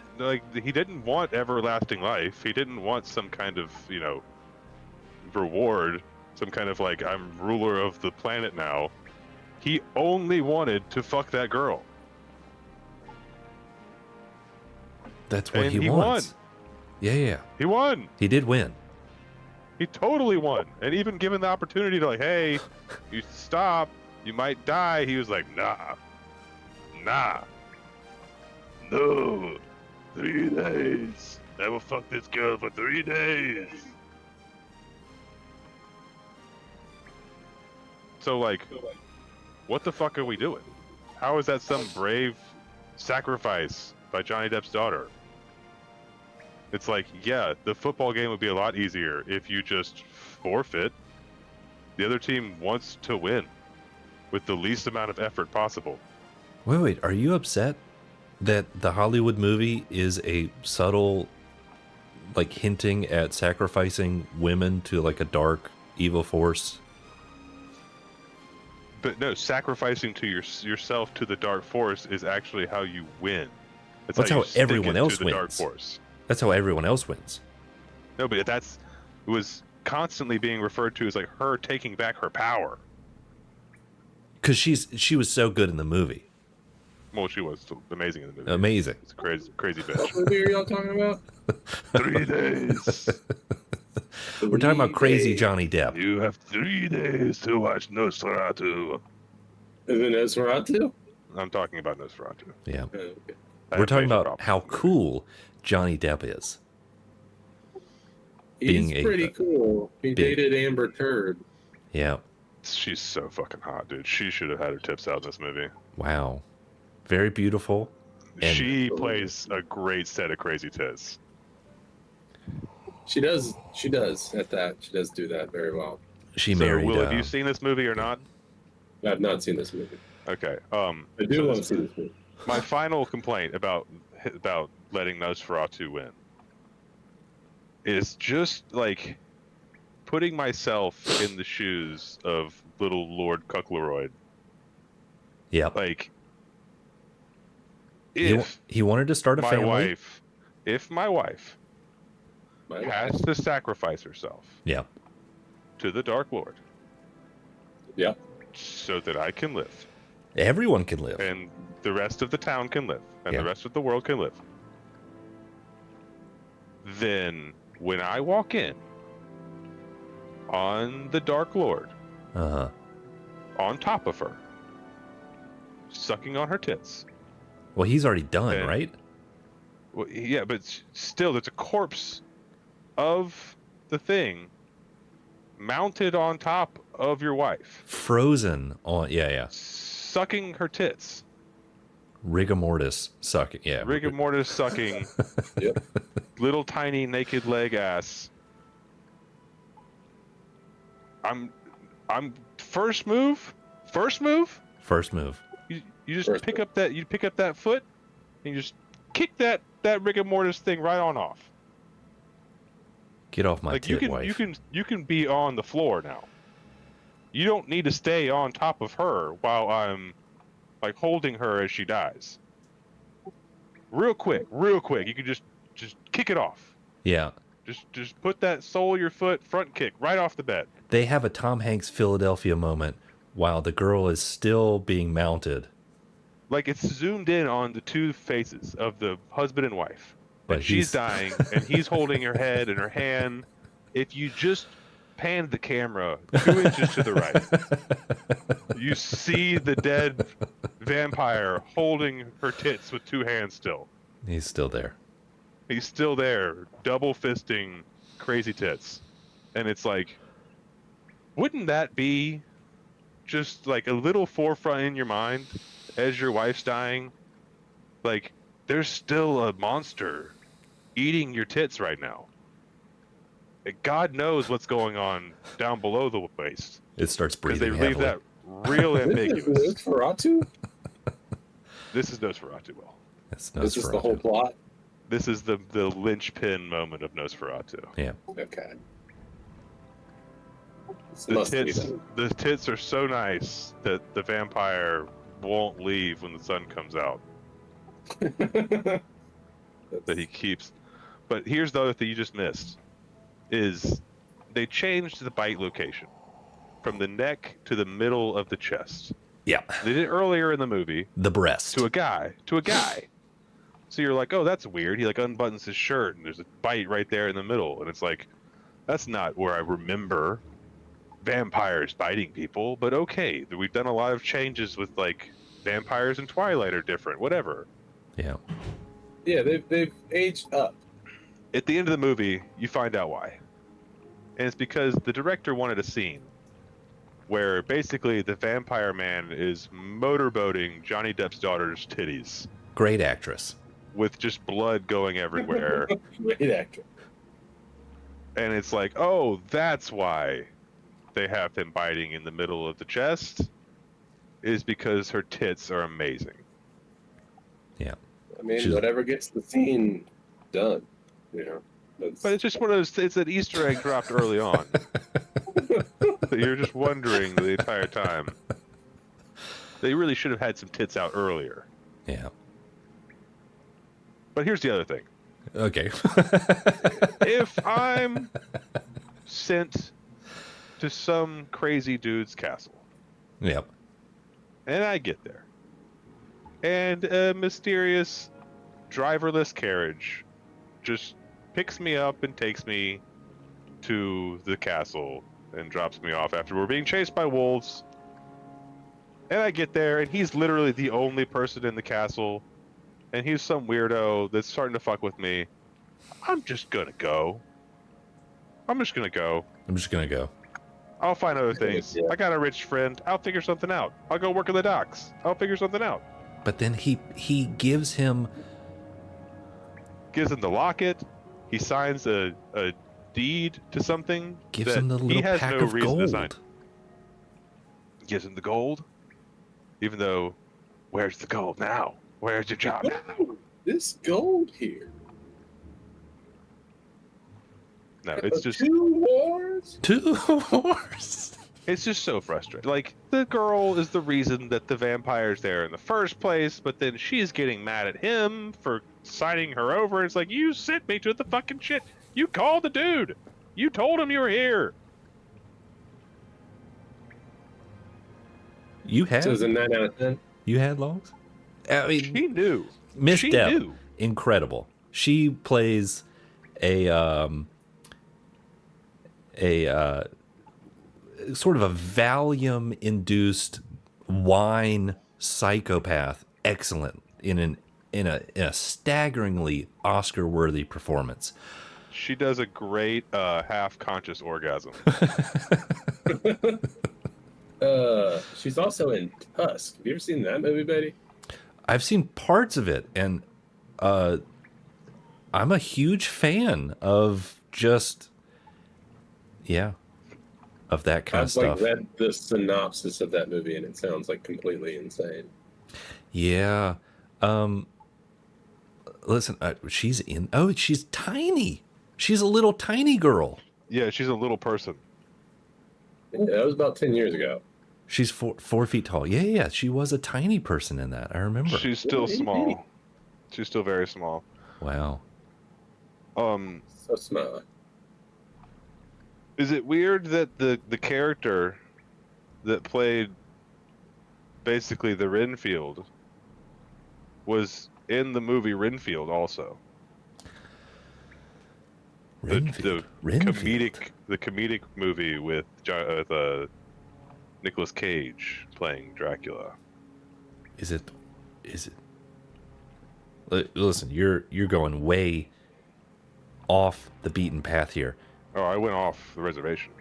You went way off. You got way off. You got nailed. You're getting off right now. Yeah, you got off on that. Well, I Jesus. got off a while ago when we were talking about the tremendous effort of Miss Depp. Incredible. Yeah, she's a. Well, I don't know if you know this. There's a scene where the dude is having sex with by a vampire on his chest, and he has a flash, and his wife, who is Miss Depp, is naked and covered in blood. What? Say that again? Does that turn you on? I missed that very last part. Blood? Blood? Last word I said was blood. What was the word before you said blood? In. And then the word before that. Covered. Oh, covered in blood? Covered in blood. Covered. It doesn't for me. Yeah. Bukkake. She's very much covered in blood. Mm-hmm. And her tits are kind of out. Yeah. Yeah. It's like Thunderground Express, except for just titties. It's Yep. nice. But that scene is only a clip.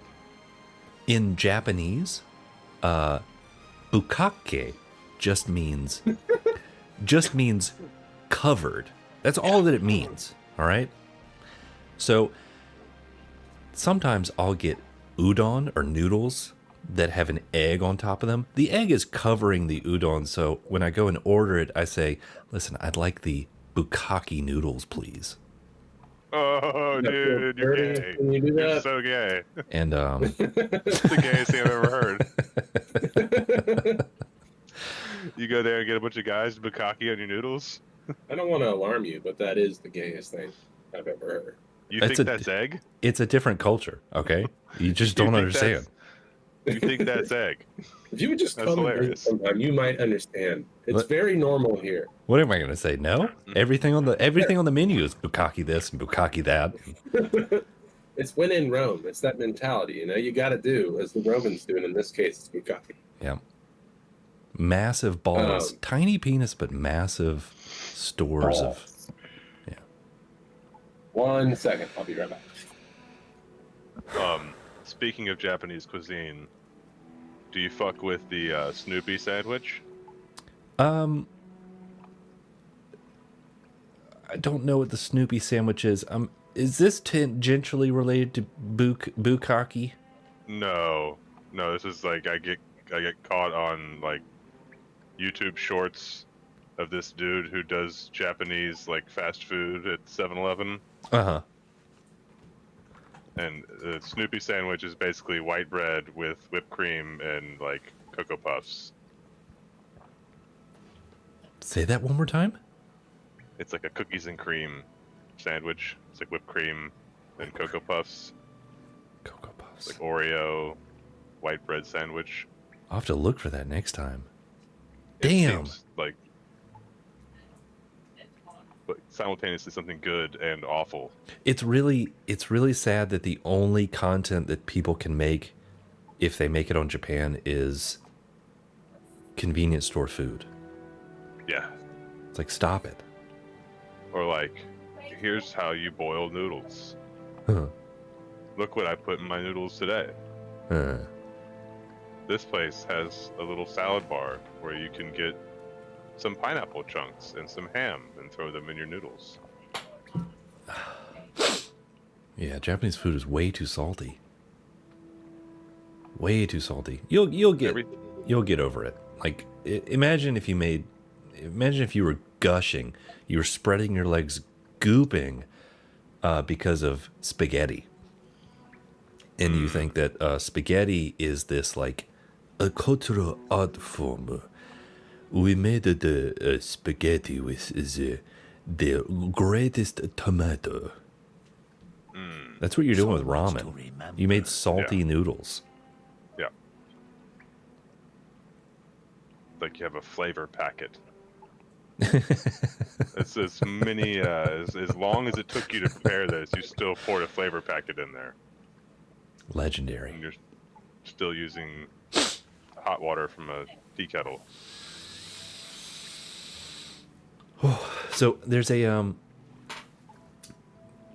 Jack Vance novel. I believe it's Tales of the Dying Earth, if I remember it correctly. And one of the last, it's a collection of kind of a little bit connected stories of a kind of a super futuristic fantasy. So it's not your Renaissance Dungeons and Dragons fantasy. It is a so far into the future where technology, it isn't wires, it isn't computers, it is millions of years into the future where essentially magic exists. And there's not computers. It's not some 1,000 years in the future. It's that we're so beyond that. It's a great concept. It's better than anything. And one of the last stories is... Kind of like Dune. Yeah, kind of like Dune.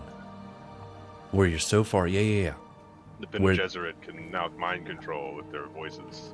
Like, there are wizards, but they're very different from the classic wizards. My son has been telling me that he wants to invent magic wands, but with tech. Okay, you can... Yeah. Well, don't stop him. No. I'm working him through it. We're troubleshooting this thing. So, Gael of Sphere.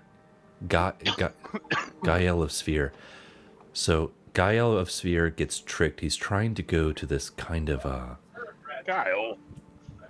this symposium of knowledge, this, like, this dex, whatever they call that, this, infinite, suppositorium. Would you stop clipping your fucking mic? He's trying to get to the infinite library of human knowledge. Okay. It's just a place where they collected, like, this is the library. And next to the library is a town of people. And the town of people have been sacrificing, sending in the most beautiful daughters into the library. As you do. Because somehow a demon, and I don't really understand what the demon is. It's not a demonic demon. The demon is not of the demonic nature, but he is still more a demon. of a inhabitant of the library. It's a giant, like house-size baby face that is growing out of the wall and consuming the library. Baby face. Face of an infant. End of Matrix Revelations Small fork on and outside, baby face or is it swarm of inside? nanobots forming and talking to Neo, babyface demon. All right. And the town is like, listen, the baby is in there and he's hungry, and we just have to listen. In order to keep him inside the wall, we have to sacrifice our most hot Johnny Depp daughters to the evil. And that's how we win. That's how we keep it going. And of course, because you're not a psychopath, Gael is like, we're not doing it anymore. We need to go and, we need to go stomp that baby. Of course. Stop eating our hot psychopaths and stop eating our library, dude. Fuck. God damn. And so I loved Nosferatu for the we need to sacrifice our Johnny Depp baby daughters to the demon. That's how we win. That was the message. Yeah. That's my problem with it. Yeah. Since forever. And I'll get into this in a second, my problem with this, but it's we save the women and the children. Right? And Okay. who are the women and children if not for the Johnny Depp baby daughters? Like, that's exactly who they are. It's a woman child. Yes. And we're letting her be Jurgen, the shut one off that your dies. microphone. We know that historically everyone dies. The guy dies. We're just gonna breeze past the crazy rich friend who fucks his dead wife and daughters. Who are we talking about? What are we talking about? And Nosferatu. We're still talking about that movie? We're not talking about Johnny Depp? We're always talking about Nosferatu. Somehow we just breeze past the necrophilia. Yeah, Johnny. Now and forevermore. Which, like, I get what they're doing where they're like, well, I mean, technically, having sex with a vampire is necrophilia. So, what's the difference between having sex with a vampire and having sex with your dead plague wife? It's kind of the same. Did he do that in that movie? Yes, Is that what they happened? walk in on the mausoleum and he's like having sex with her, and then somehow, like, while having sex with her, went all the way full Black Plague. Like, he didn't have any plague before. Had sex with the plague body. They pull him off. He's fully plagued out. Dead. Right. And the daughters. Yeah. And the daughters. Also, this is like one of the more obvious plot holes, but it's like literally in one scene, they're like, okay, 3 days. We're setting a timer on this thing. We're really holding you now to the 3 days thing. That's a big thing. Everyone really hone in on 3 days. And this day, we're going to kill the little girls. Oh. Day 2, we have a full, funeral procession planned that very morning after they're dead. Hours later, we have coffins. Everyone's ready for the funeral. We have like a band there. Whole shebang. Day number 3. You usually bury people within a matter of hours, especially during plague times. Nosferatu times. Are we still talking about Nosferatu? We're always talking about Nosferatu. I'm really 10 been years working on from this now. voice. We got to use this voice. Oh, I must Which- come for you. Okay, and this brings me to my next issue. Bill Sarsgaard. We need to investigate this dude. It's like when the what's his face Smeagol started Epstein. playing all the. Yes, when Jeffrey Epstein Yep. played Gollum in Lord of the Rings. Yep. Mhm. And then he just That started was a popping dead up. giveaway. He started popping up everywhere as like just weird things. It's Mhm. like you're not acting. You're just pretending to be weird things. So what are you So, accusing like- Bill Skarsgård of? Bill Sarsgaard was in It. He was the Pennywise. He was the Oh. weird clown guy. And now his next big role is the crazy corpse vampire dude in Nosferatu, He plays Nosferatu.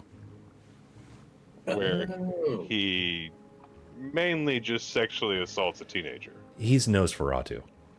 Okay, he's Nosferatu.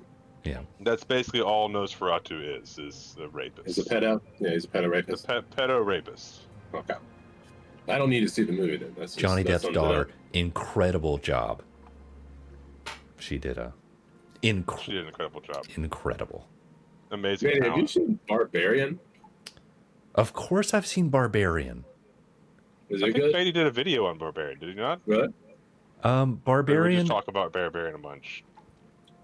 Barbarian. I'm very conflicted on.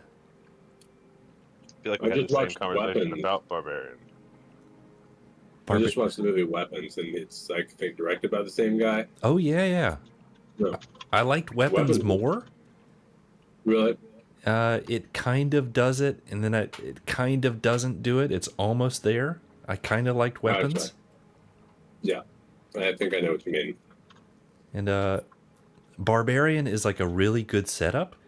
And I was like, don't do it. And then they did it. Like, oh no, Don't do you the thing that I know you're gonna you do. did it. Oh, they did it. Oh, Okay, so I've been too lazy to like watch or read anything on Weapons. uh-huh. And I don't really care about spoilers. I think somebody just showed me a trailer, and I was like, "That sounds pretty interesting." So we just watched it. It was. Yeah, I don't have time. I don't have time. I don't have time to watch. I'm not gonna watch. What do you mean you don't have time? I don't have time. It's Why don't three. you just like go like sit on your couch on just an average like Tuesday night and Yeah, just watch wake up the on TV. like a Saturday morning and just yeah, go wake up watch on a a Saturday movie. morning and like go play some video games for a little bit, smoke some weed, and then watch a movie. Yeah, there's children. There's yeah, Like, goddamn children. You let your children outside. And you throw Yeah. some bones and stuff out there. kids aren't When allowed they run inside on around. weekends. Oh, I'm thinking of dogs. I have my dogs. That's different. So, Do you remember Uncle Buck? So here's what Mhm. I think happens in Weapons, just from knowing very nothing about tertiary, knowing nothing about it, and just basically seeing people react the way y'all did shit. Wong. man, you're recording this, I hope. Asians. hmm I saw there's an Asian guy in it, Uh-huh. and Yeah. I've heard that it's about kids. Yeah. Sacrificing kids. Yeah. They're sacrificing kids. Okay, so I thought the kids were the murderers. Johnny Depp's daughter did a great job. Just want to keep coming back. So I want to reiterate. I thought that it was like the happening, but instead of people killing themselves, they were getting kids to go out and kill people. Uh-huh. Is there some witch doctor that's convinced, like a Pennywise type character, that's convincing people and luring children and brainwashing No. them to become little demon murderers? You keep going. No, it's You're it's close. definitely Yeah. different. Yeah. Should I just write my own movie right now? Just Hollywood it up. Just imagine it's a So a little more subtle. Hollywood. So Yeah. there's got to be like a mom or like a foster kid or something. A runaway. Some kind of plot. A runaway, runaway girl. A clone, Runaway. if you will. Yeah. Okay, and she's been sexually assaulted at some point. In Hollywood. Okay. Probably, in yeah. Hollywood. Well, Yeah. obviously the actress, It was a Hollywood movie, yeah. but then the Incredible. character in the show, she is she wants to be heard. She's looking for like a connection to an elder figure. Yeah, she wants to be Amber Heard. Yeah. Yeah. Yes, she wants to be Amber Heard. She wants to take a Okay. shit on Johnny Depp's bed. Uh-huh. Dude, I could fix her. You're really good. I really could. I need to move With to Spain. time. I think I have a shot. You just need time. I just need some time. Just give me one day. Incredible job. So much to remember. God, she's an amazing actress. Amazing actor. She should have I'm been seeing- for too.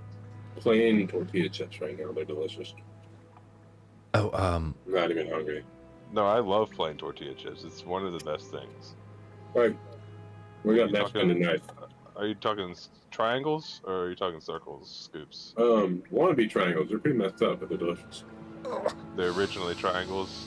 They were originally triangles. They're very much covered in grease from the Mexican restaurant we got. Ooh, earlier. greasy chips. Uh-huh. take out Mexican chips. Mm-hmm. Dastardly. Okay, fill in my gaps on this weapons movie because Uh-huh. now I'm concerned. Do you remember I mean, you're pretty Uncle close. Buck?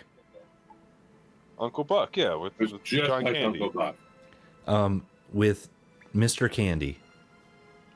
Yeah. Is that John Candy? Yeah. Mhm. The Candy Man.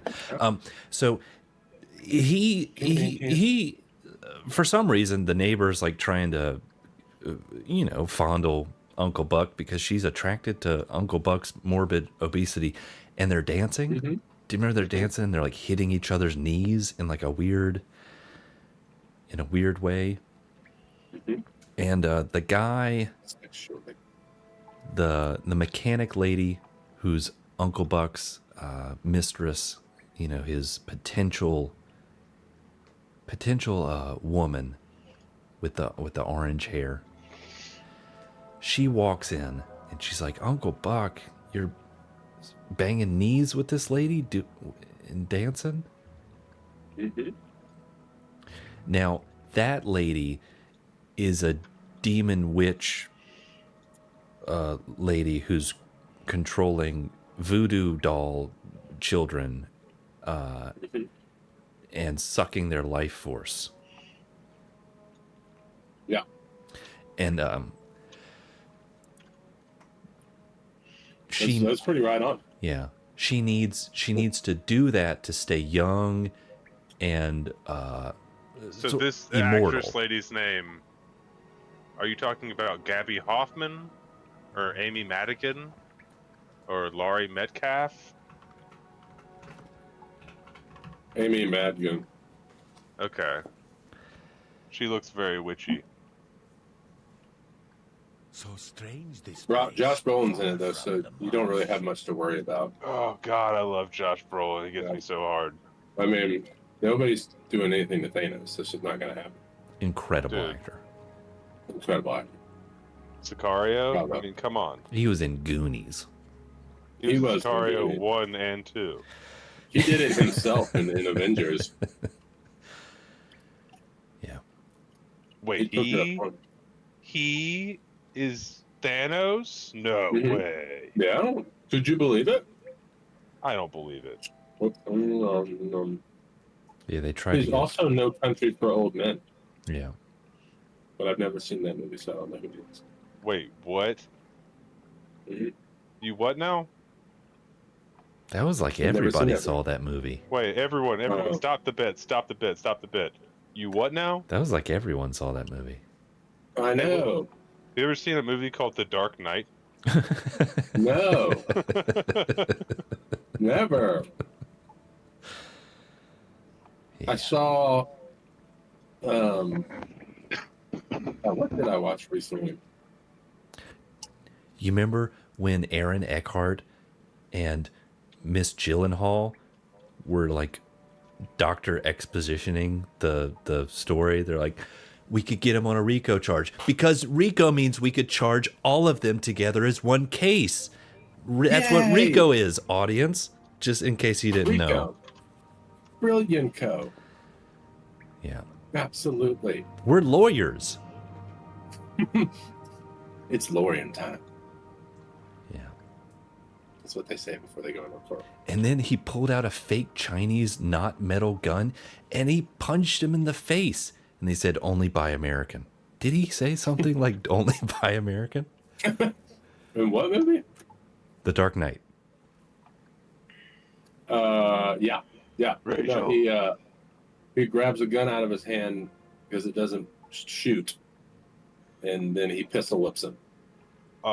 Did he say like you should have bought Yeah, American? he said, if you want to try to kill me, or like, you should have bought American or something like that. I watched some of that movie the other day. Yeah. We should not have let him get away with that voice. What's his name? The Batman voice does not hold up. I like what they did in Batman better. Where isn't it like Go watch the synthesized? scene. Watch the scene with Heath Ledger hanging upside down at the end of Dark Knight. You want me to just say it by memory? I can tell you that entire scene. Is there something good? what a hero, my lady. Like it's Just show you. It's full of people ready to believe in good. That's what he says. but like that, or even like the Pete Davidson Batman. That's like a clear parody of that. It's like the Trump accent. Like no one can go more overboard than he did. Yeah. So a parody of that is going to be a toned down version of that. Yeah, you can't. Yeah. You overdo Like, it if you try. What you just did was not overdoing it. You didn't get there. I didn't get there. You didn't reach the level of like deeper. He's more even breath. tired. He's tired Yes. in the voice. When he's tired, He like he's literally been sprinting around in that costume in between takes. He's like so out of breath. You'd like to Yeah, turn your head. you something good. And it's just like, oh my god, you've really done it now. Dark side. okay, I wanted to. Something. T.S., we got to go back to our Okay, let's our- do this again. our segment. Let's start over with Will here. Let's go to a new paragraph. What we're doing, Will, is Beatty is finding random quotes from H.P. Lovecraft, and we're seeing how long we have to read before we find something racist. Oh, I would imagine not too long. Well, that is part of the study. So here, away we go. Okay.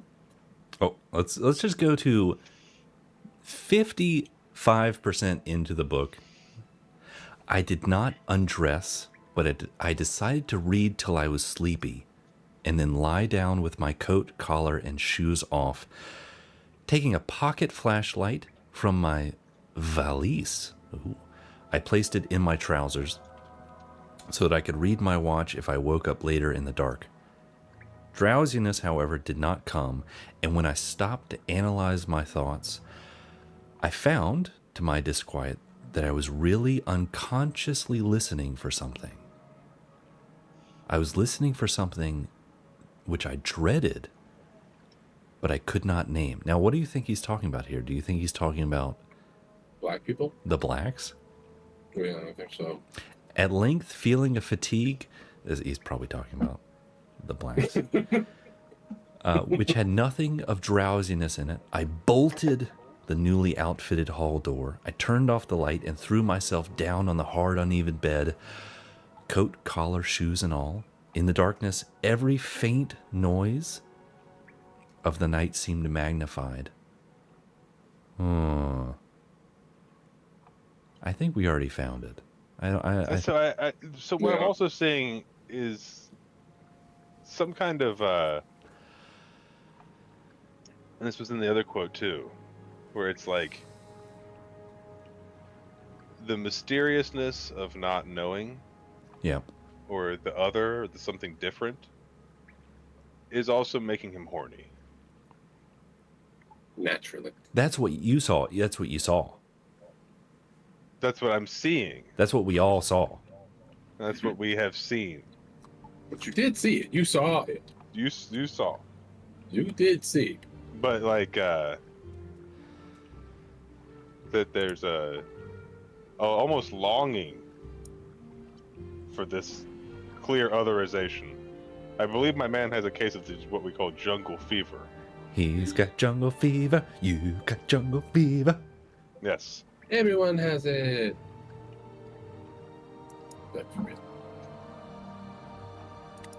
You're saying that H.P. Lovecraft, hidden behind his racism, is the instinctive, almost,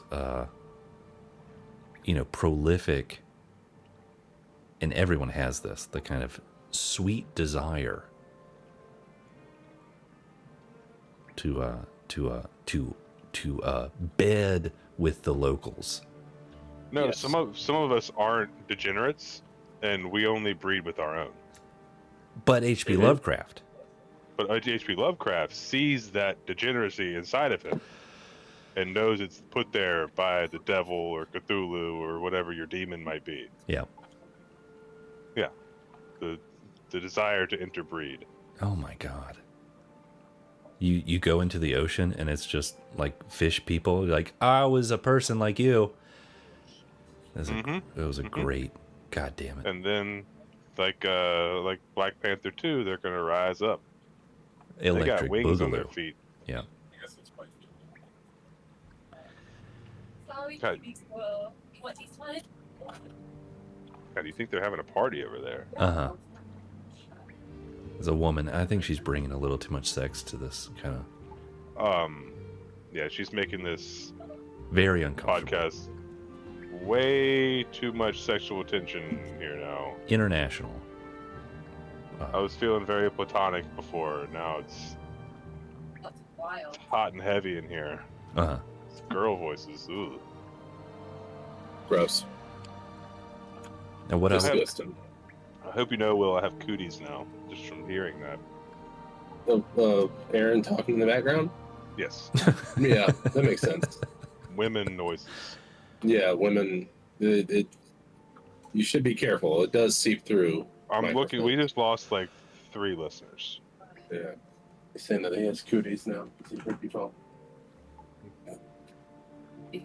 Oh my Lord. Yeah. Our It's live real. viewers are running for the hills faster than when I try to do a solo podcast on here. Sorry, guys. Hope everybody didn't get sick from the cooties. My dick just fell off. Blaming you for this. I was telling TS, and I have to center. I have to loop back around on this. That, do you know Dungeons and Dragons? Oh, yeah. So the entire world of the original Dungeons and Dragons, the magic system, the world of it, the lore. It's not this Arthurian fantasy Renaissance fair dragons. It's based on Jack Vance. It's based on a prolific pulp writer named Jack Vance. And the magic system in Dungeons and Dragons was called Vancian magic. It's based on his systems. That's cool. And Jack Vance didn't really write fantasy. He wrote what you might call super duper futuristic fantasy. Yeah. Which isn't computers, it's not mainframes and hacking. It's so far into the future where magic has essentially become real.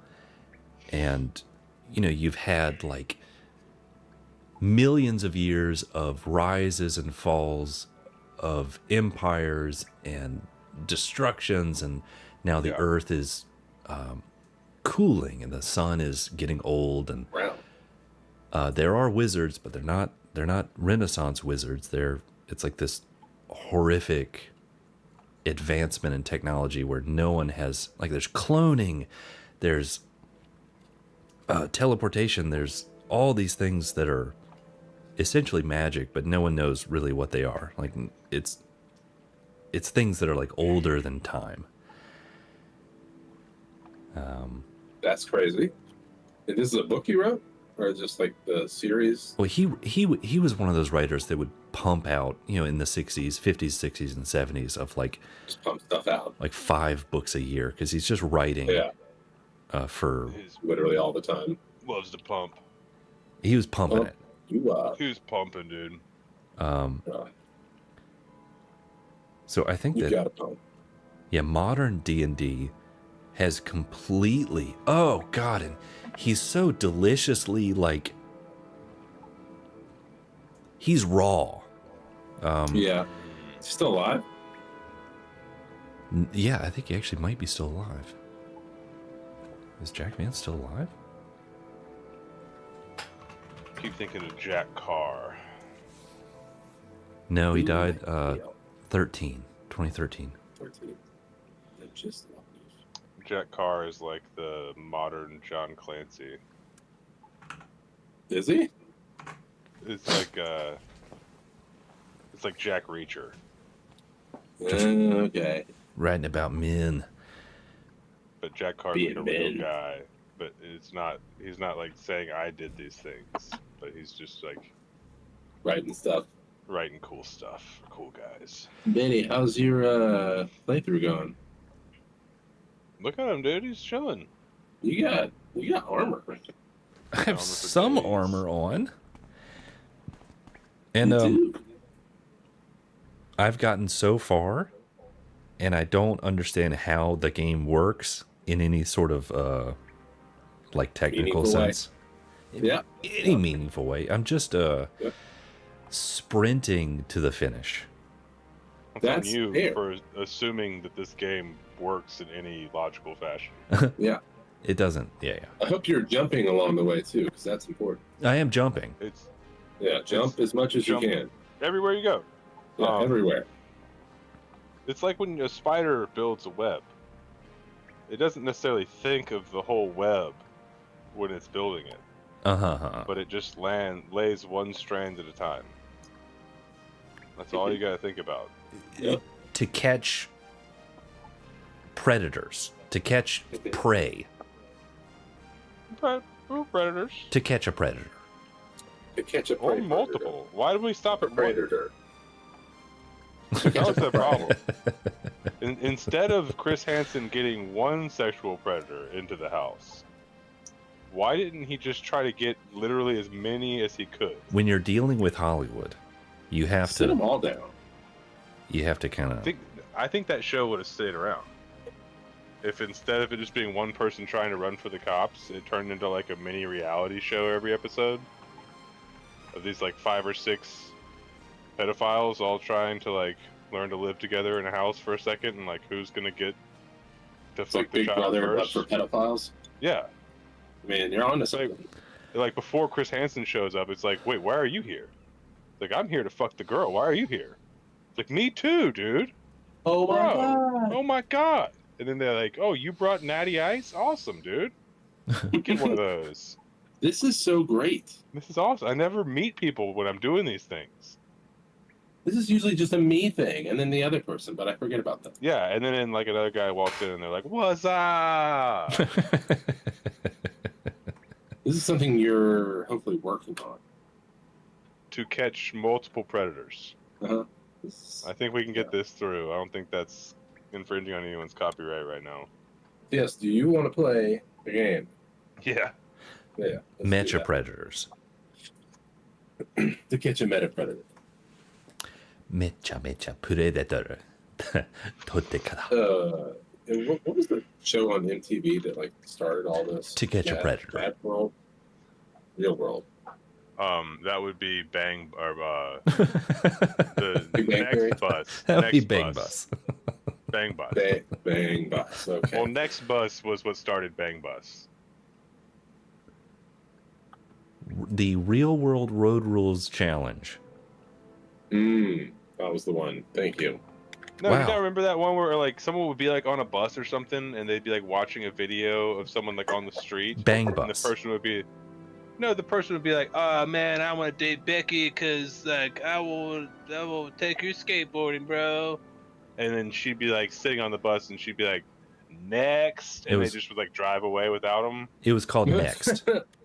Yeah, I do remember that. Yes, I do remember Yeah. that show. and it'd be like sometimes that the guy like wouldn't even get a chance to like say hey to the girl because she'd be like, don't even stop, just keep driving, keep driving, keep driving." I work at a sometimes- skateboard store, and And sometimes she'd Wait. get out, and he'd be like, what's up, bro?" And she'd be like, next, no, next now. Don't next now. Isn't it and crazy next now. how we completely memory hold like the real world? Like that was presented as a real authentic thing that were real people and not actors and not scripted. This is what it's like when you're 20 years old. Mm-hmm. Like they have This is like what it's like finding, like hearing about quicksand. You assume it's going to be everywhere. You everyone watch is the show and you mid-30s. assume- Nope. Nope. This is what adulthood is like, baby. This is what it's like to become a man. What be a man? Everyone should expect to be in a 50,000 square foot apartment in downtown New Orleans Yeah. with like Yeah. 10 of your closest friends. Yeah. Haven't you watched New Girl? Yeah, Yeah, it's just like that's that. how it works. It's just how it works. Yeah. What game are you playing? Are you on Halo Wars 2 or 1? Give me 1 second. I'll be right back. Let's do Halo Wars 2. Okay. Gaboo baboo. Unless, remember last time it was giving us weird issues, but that was a while ago. Halo 2 or 1? 2? I think we had trouble connecting. Maybe. Maybe. I bet you I did.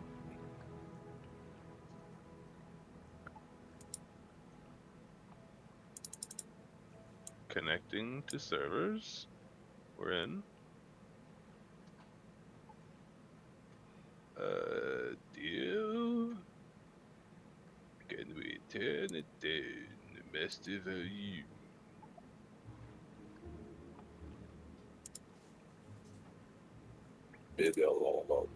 Yeah.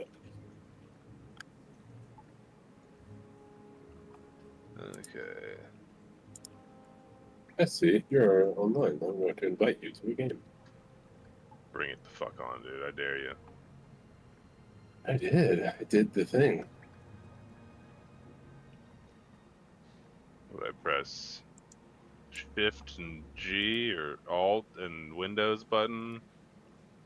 Windows G. Oh, yeah. I think it's Windows and G. No, is that? It's Can't not never that. remember. It's not that. They used to make it so easy.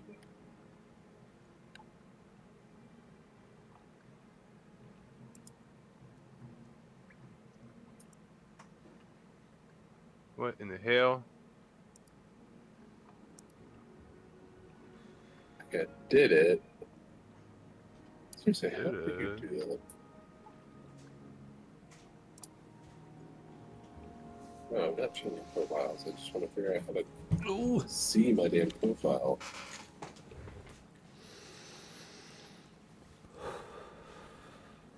Let's see.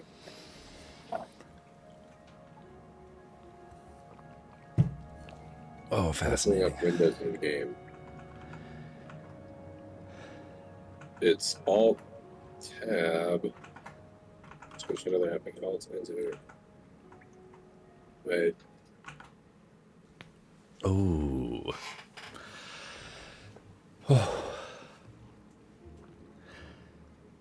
Yeah, it's Windows key. Hold on. Maybe we figured it out. Yeah, is it? Now, if you I found a join option. Am I joined? Oh, I think you are. Wunderbar. Hooray! Yes, you are. Although I still want to figure that out.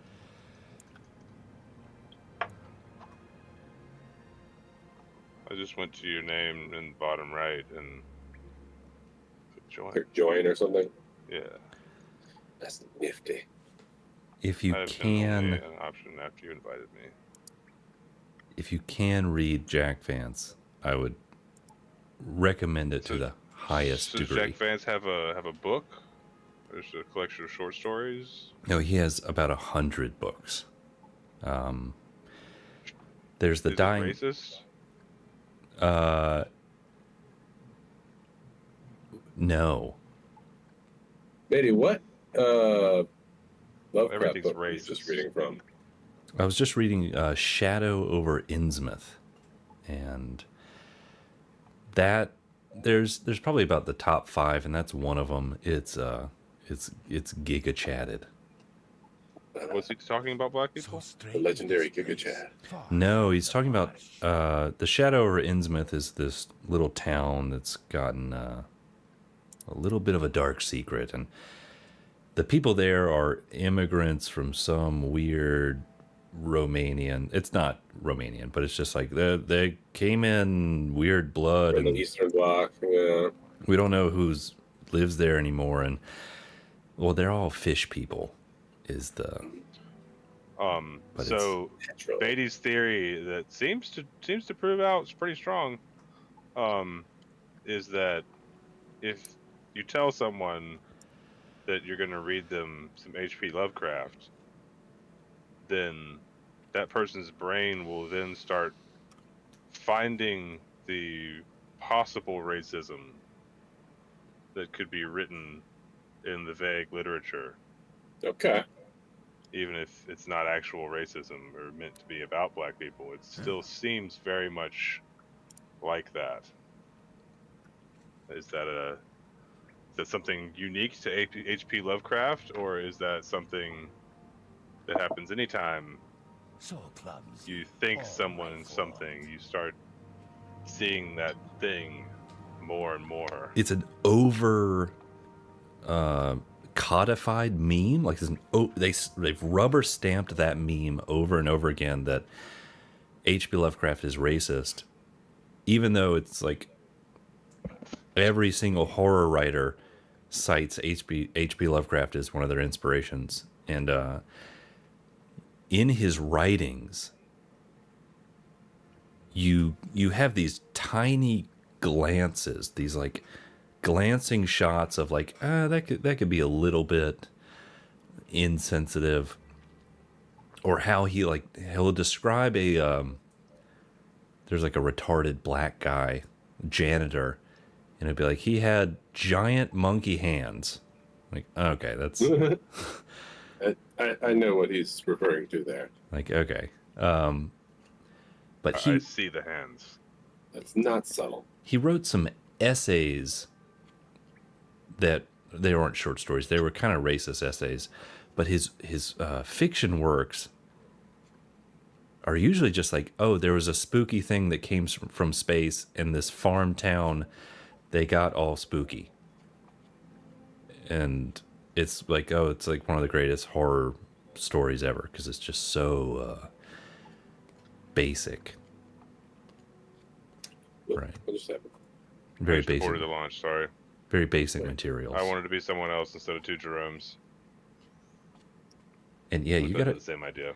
you gotta worry about memes that get hoisted on you, where you've already had your mind up made for you. You gotta be very, very. So yeah, so you can be Jerome. I'll be somebody else. You have to I'll be be very Anders. wary of that. You know. Okay, sorry. Yeah, I fucked up. Yeah, and a lot of that stuff I'm way behind on. That is the most annoying thing too about books that have the covers from the movies and stuff, and about movie adaptations, that you end up seeing the characters in your mind Yeah. like as they looked in the movie, and that's not really like Harry Potter, for example. Like characters are described, especially like Hermione, pretty differently than she actually looks in the movie. And yeah, that's pronounced just like in my mind's eye, who I see though is really hot. What's her name? It's a kind of mind control. Yeah, they're 11-year-old Hermione Granger. Yeah, specifically the first movie. I hope that's not a red flag for anybody. Emma. Wokeson, as I call her. More like I can't Emma. believe they would dare to go against J.R.R. Tolkien. Whatever her name is. Her name's J.R.R. Tolkien. Yeah. She's the one that wrote Harry Potter, right? Yeah. You know, Tolkien, the transphobe. Yeah. She's a billionaire British professor from Oxford. As much as I disagree with her politics and just general stance on life, Okay. I do enjoy that, like, her initial clapback anytime anyone gives her shit is just like, oh, I have billions of dollars. Thank you. See you later. She has gumption. J.K. Rowling? Yeah. Yeah, she's a piece of shit. She's an awful person, but just handling it the perfect way. Uh-huh. Oh, that she's rich? I'm literally the richest woman you'll ever speak to. I wrote a kid's book, and now I own Ireland. So, I think I won. I did. I literally occasionally tweet out things like wizards used to crap on the floor and then make it disappear. And I people made just eat that Dumbledore shit up gay for no reason. for no reason at all. Wasn't it all hinted at? Well, the old stories would have the ancient old wizard teacher as asexual. Like Merlin's not getting his wee-wee, stroked. Well, that's how we know this isn't the old Merlin. Gandalf Sitting was your- not, Sitting your dad's Merlin. making out. Seen your dad. Gandalf is fucking young and sexy. Too. You not seeing the new movie when they had him played by a fucking Young, what's his sexy name? person. young, sexy British dude who all the old women want to fuck. What's his name? Ewan McGregor? Johnny Yule. Depp's daughter. Yul Yeah, Brynner. Johnny Depp's a great actress. Great. She did a actress. great job. Dude, her Great tits job. are so fucking crazy and epileptic. It was awesome. They just turned on the camera and said, "Go, Johnny Depp's daughter, go." Just do whatever it is you want to do. They just Whatever put her in comes a to costume, you in the moment. and she would not Yeah, shut up about the demons trying to get her Great actress. as a Hollywood starlet. Up and comer, if you will. I love Johnny Depp's abuse videos. It's just him being drunk the whole time. What the fuck you say to me? You know I was in Pirates of the Caribbean. Were you aware? I didn't hear no bell. Small fork on outside, Yeah, or is it inside? that's What the so fuck insane. was talking to me? So I insane. just heard a weird voice in my headphones. That's coming from Beatty's game. It's from Sounded like okay. It sounded like Nosferatu, and I was like, "I'm sorry, Dark Lord. I've been making fun of you. Dark Lord. I don't mean it. I mean it, but I don't mean it. You know what I mean? Forgive my insolence, Forgive me my trespasses. as we forgive those." So back to Jack Vance. Back to the Jackster. Oh, Jackie boy, I remember Jack. So Jack it's- Collins. About half of it Back is in my day. kind of that dying Earth fantasy of just super far in the future, the sun is dying. And it's very adult in a not trying to be adult way. It's just like wizards that are trying to grow women and then them being tricked by other wizards. And Oh, you didn't tell me you're growing women. All right. well, I like clones a lot more now. They're these tiny little pieces where it's like the wizard went into his workshop and he heard rustling in a box and he opened the box and he's like, "Oh, I forgot. I shrunk down my neighbor wizard and I put him in like a big circle room, like a big kind of like circle track in a box. Yeah. And there's a dragon that's a little bit slower than him. So he has to like keep running around in a circle to avoid the dragon. He's like, "Oh, I forgot about you." And then I hate when that happens. I hate when I get shrunk down It happens from time to time. by a horny You know wizard. it does. And do you But remember there's like 3 movies where that happens. you remember the Ginyu Force? Yeah, they're being worse. In the like in the Holocaust that was the Frieza saga, the Ginyu Force was like the greatest. Like, hold on, we gotta do this comedic, team showing up. That was so great. Mm-hmm. It was awesome. It's like they they did a really good job where they made, like, I mean, I guess they do this throughout the whole series, but It was Vegeta good. being so scared of them, like, he was like, oh, we're so fucking cooked. Like, as soon as they get here, like, they're going to fuck us up. We have got to do something before they get here. And they did. So much to remember. And they were cooks. Yeah, and then they were. Well, But- Gohan guys, Khajiit, dude. Fuck that Khajiit in my ear. And Whoa, the TS, little that's the little racist. toad guy can freeze time if he holds his breath. Mm-hmm. Time freeze. The It's wizard. like low-key one of the best abilities in the whole show. I'm gonna go back to Jack Vance. Jack Vance. The wizards have like one of them has this little amulet that can freeze time, and then it's like the Matrix where people, you blink and then something's changed in the room. Like, okay, someone has the amulet. Oh no. They're just like fucking with each other. It's so great. I won't read it. Yeah. Read all that. I'm reading Dune right now. I'm on the Children of Dune. You're on the Children of Dune. Mm-hmm. This is really good. And, like, let's see what's happening in the book right now. Paul Atreides' sister is being, like, taken over by a Harkonnen. The Harkonnen. I talked about this the other day. You did talk about this, TS. Mm-hmm. You I were don't- and, like- so right. I don't know how they're going to portray any of this in the movie. I don't think they're going to do that. I think they're just going to finish up with Messiah. I doubt they're going to go with the weirdness that's Children of Dune. That everything is to come after that. Yeah, like, yeah, I it would be hard to explain. The And, situation here. yeah, Red is really chapping my ass. I think they're going to stop with Paul Atreides. I think walking off. the cycle of the Paul, you need to die in the movie, and then we finish up the story. I mean, I think you're correct. I can't really see how they would put any of the rest of what I've heard comes next in a movie. It's coming. Yeah. Yeah, it is coming. There are weird things. Yeah, but when you read that, you can't get the characters out of your head. It is terrible how, the image once someone decides on like How they look. yeah, Yeah, it is though. Like I definitely see what's his name as Paul Atreides.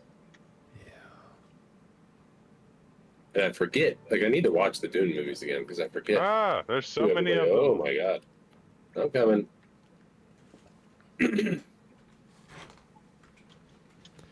yeah, you forget. It does happen.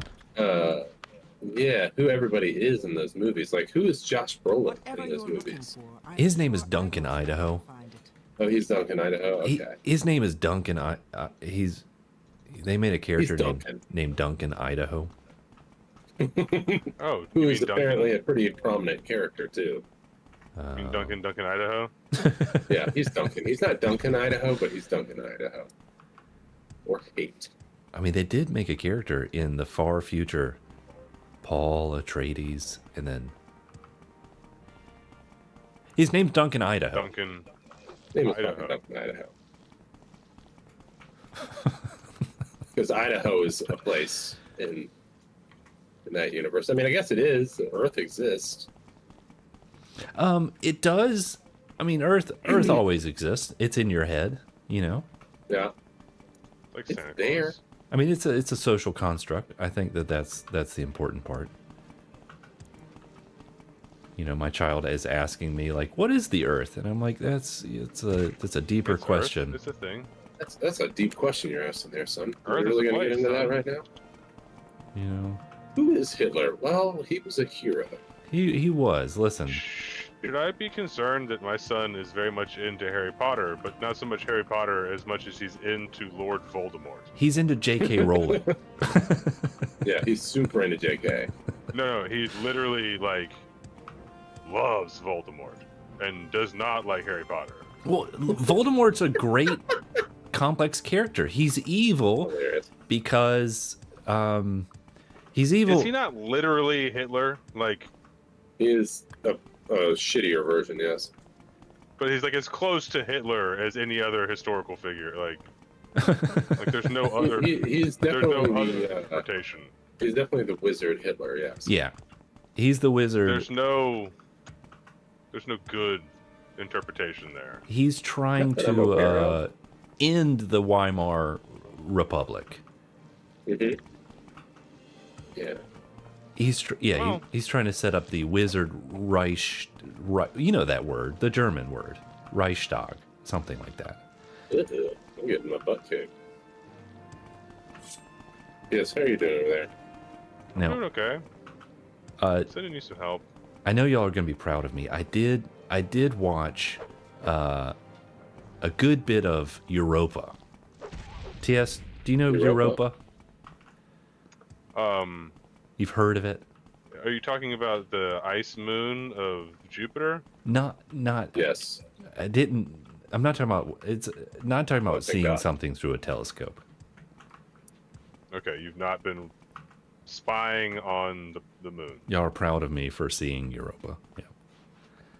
Very proud of I'm trying to remember if I've seen this. Is it like about like a space exploration thing, and they go down there, and then there's something living underneath the water? No, it's not a Okay. movie. It's a documentary. It's Okay. a famous band documentary. Okay, I've not seen this. But you know the movie Loose Change, or Yes. Oh yeah. or what's Do I ever? what's the other big one that everybody was gooshing about? Zeitgeist. Yeah, Uh-huh. everyone loves that one. Everyone. Now, Europa was is hailed as like this very controversial, very blasé, big bloober documentary, Yeah. and it's very far right wing. It's very offensive to many people. And I had never watched it. I was like, oh, this is like a Loose Change thing that I missed out on. And just to fulfill my curiosity, I did see Europa: The Last Stand. And You did. yeah, it's possibly the most embarrassing.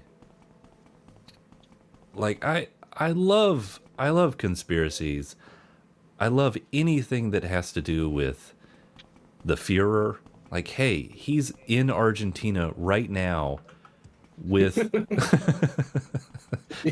He's down there, guys. I love any story like that. I'm like, yeah, that's a fun story. But That is so fun. Hitler's still alive. I love that. like,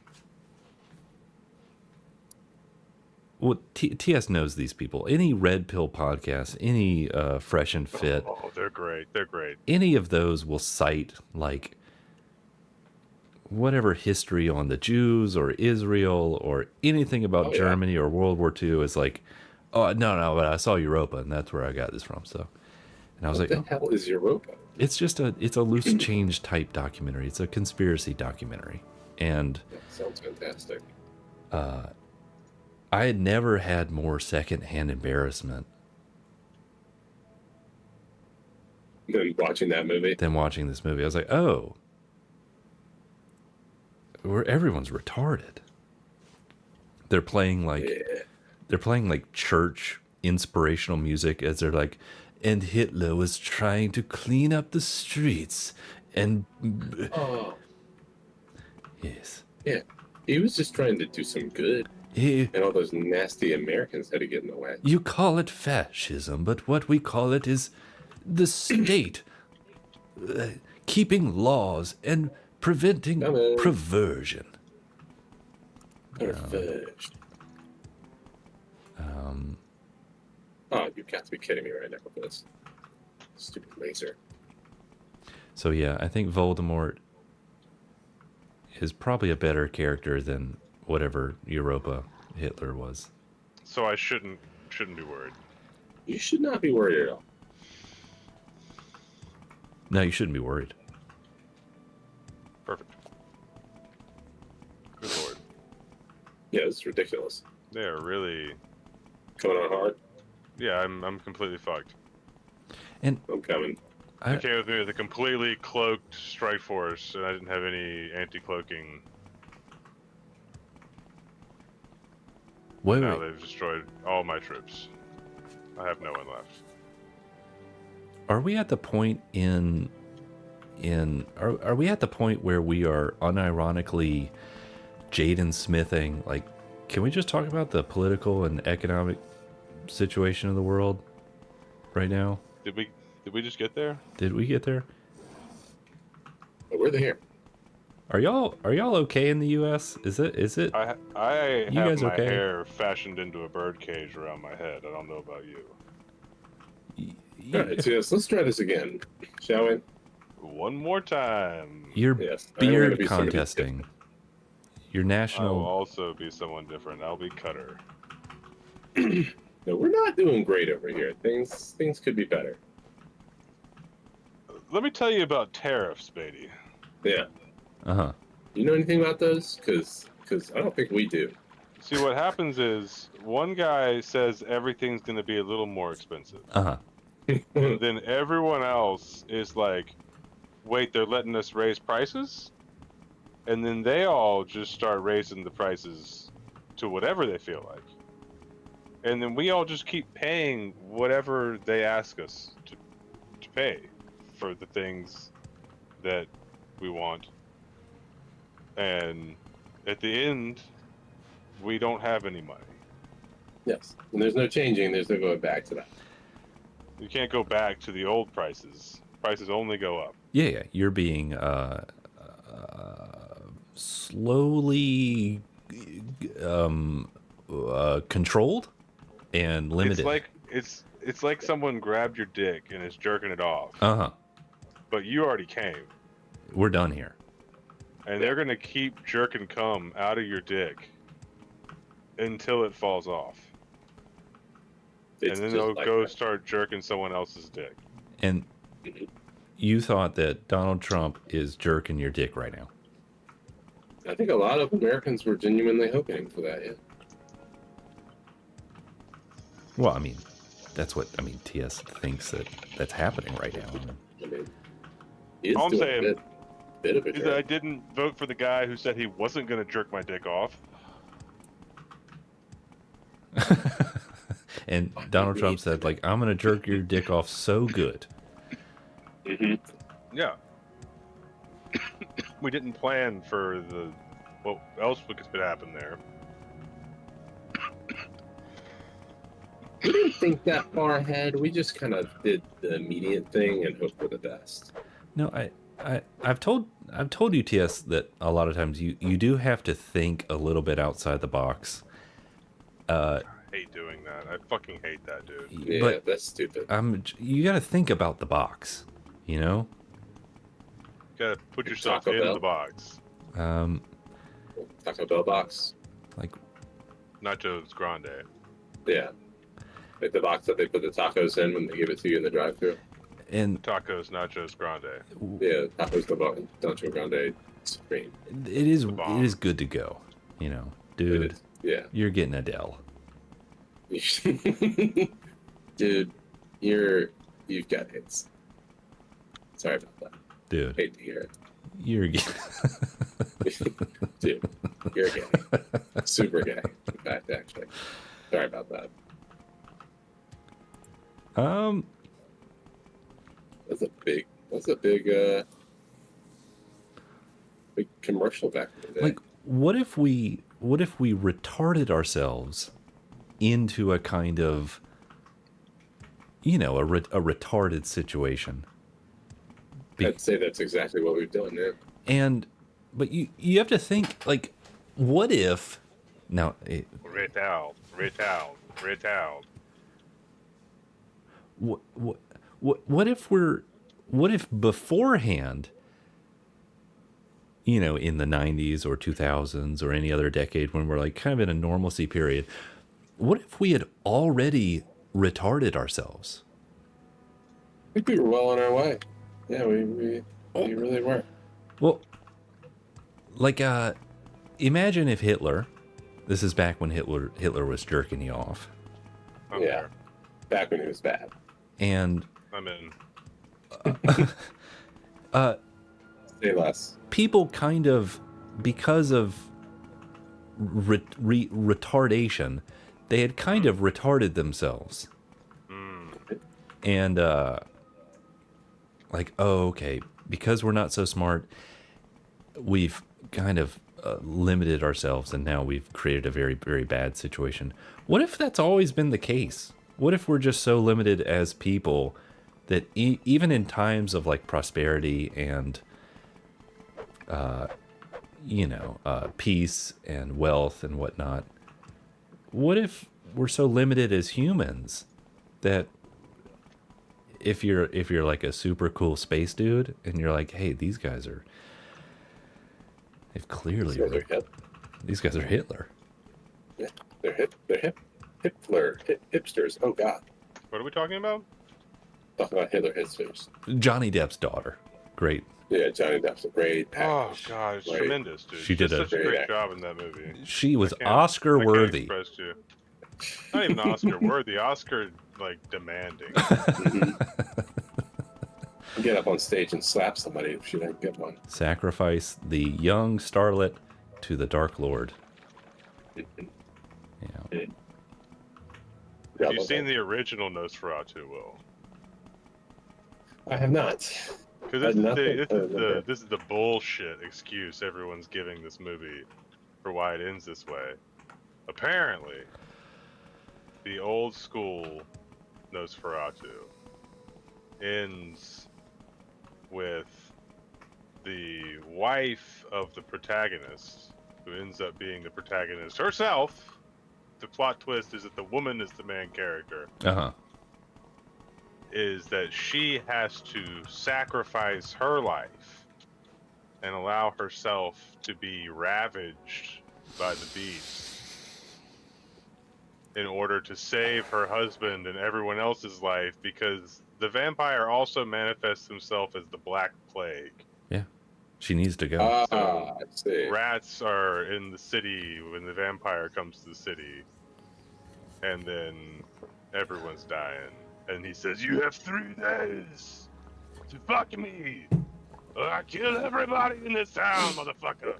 That's some old school incel shit. They try, Yeah. but then the only solution, The final solution. the final solution is to just let that lady kind of go. Listen, Johnny Depp's daughter, we're gonna let you go, okay? Uh-oh. Coming to us. Oh god. They Well, really let me have your it. ass over here. And Willem Dafoe's like, listen, lady, if we lived a long time ago, you'd be like this cool, temple. Yeah, you'd be like in charge of everyone. No, But since we live in she wouldn't be a in queen. this time, She would be sacrificed at the temple. That's what he's saying. He's saying that you would be like no, he's saying you'd be like a priestess. You'd be like a witch doctor. He's not saying you'd be fucking sacrificed. I thought you said like you'd be a great priestess being sacrificed at the temple to the gods. Yeah, maybe. Yeah, maybe. It's a maybe. I mean, it's a fucked up movie. I had completely. Oh my god. Oh my god. What is happening, Will? I don't know. They just came and fucked my world up. My guy's doing Like- okay, but Like straight up destroyed my base. let's do that. Let's do the same one more time. I think we just got off to a bad start there. Yeah, and I had gotten off to a good start. You had gotten off. I got off. We got off. There's a lot Yeah. When I started going into the Nosferatu again, I guess I was a little distracted. You got a little talking about what's his name's daughter, and that just really. She did such a great job, though. She did a great That job, though. part. And then she was Oscar worthy. Good. Wait, Squadron. Let's see. Oh, you got to exit the game. Oh, yeah. No. I thought they would just check me right on out. Ravaged.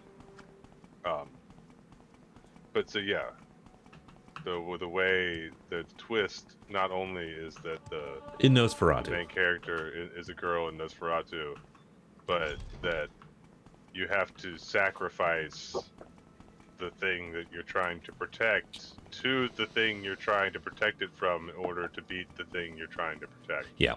If that makes any sense. Yeah. Yeah, it's like getting the Soul Stone in the Marvel universe. Yeah. Yeah. No. It's like if to get the Soul Stone, you had to let Thanos win. Yeah.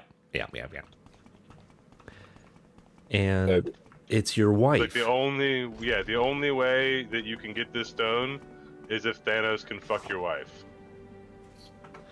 Okay, we drive a heavy bargain, but sounds like a good time. Okay. But what's in it for you, Iron Man? And it's Me and my camera, that's what's in it for me. Yeah. it's his wife, it's like the future, it's the prospect of children, and it's a movie about sacrificing your future and your future lineage to like a immortal vampire of Hollywood.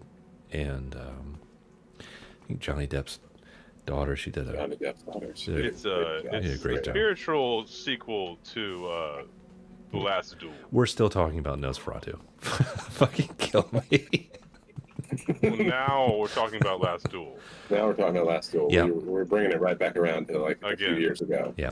Yeah, we're bringing it way back to that movie that I want to talk about again. And in the real story of the last duel, man. they had a duel, and apparently Matt Damon was a trained fighter, and they had like a scuffle, and he just like, no, I'm just gonna force you down and then stab you. Apparently it was just like Matt Damon was just a soldier who just beat up a guy. Yeah, That is romantic. it's like sucker punched him with a knife. It's all for his love. So noble. John. Okay. I don't know why I didn't do this last time, TS, but I have a bunker I'm going to drop in. I should have done Oh. that. Oh yeah. Yeah. Now you tell me. I'm not thinking. I'm talking about Nosferatu. 3 days. Oh, I've been practicing that one line. Oh. 3 days. 3 days. It would have been a lot more effective if I had talked about it 3 days after I had seen it, but you know, we all get what we pay for. Yeah. Yeah, I am a bit of a practice, not what you preach. Do as I say and do when I do. I'm that kind of guy. I'm the guy. That's me. This is what I do. So you got to be careful what you're putting into your brain hole and what you're filling it with. And maybe Memes. maybe things like that aren't really the best. Endless memes. Yeah. Things like Nosferatu, Yeah, maybe that's like practicing the 3 days is not good for me. no, listen. You're honing your skills. I don't mind you sharpening your blade over there. Sharpen away. Would it help if I watched it in segments on my phone rather than sitting and watching it as dedicated to a movie? That's the other thing, is I don't want to watch good movies Uh-huh. where I feel like I'm disrespecting them by watching them in my methods. because it all seems a little ridiculous on like 7-inch screen or whatever my phone is. It is. It's. You think it's disrespectful. It's disrespects. It's not respectful. Because Because it's cinemas, supposed to be much. a smelly, sticky cinema. That's the. I'm just talking about the quality that I'm getting the thing. It's like in one earbud on my phone throughout the course of like 2.5 days in between doing other stuff. Like while I'm sitting in the carpool line waiting for the kids. Yeah. You get upgrade. Stuff an iPhone Max or whatever. Oh yeah. I got a phone. I got a thing. You gotta max it up. Max. Yeah, max that guy out. Right, let's take that right here. You're putting it right here. No, there are things that are like incredible works of art, and it might be like the Miami Vice movie, the original. That might be one of them. Whoever directed Heat, Miami Wise. very nice. Yes. Yes. Just like that. Michael Mann, Michael Bay. Oh, Michael Mann, he loves making movies. I think he Michael Bay's not making that? I think he did Miami Vice. I think he directed the original Miami Vice movie. Before he did the Heat. Heat. And like, Just saw Heat. Do you have any yellow you could give me? I can give you some blue. Yeah, I have a little. and so the joke is like everybody's seen Heat, but there has to be a moment where someone says, "I saw Miami Vice." There has to be a moment. I haven't even seen it. I've never seen it. I think I've seen it. The Miami Vice. Anyways. Right, you know those assholes right? Just Are you talking about the pouring one over with here Colin at some point. Farrell? No. I'm talking about one that You was talking about the show? no, yeah, before Heat.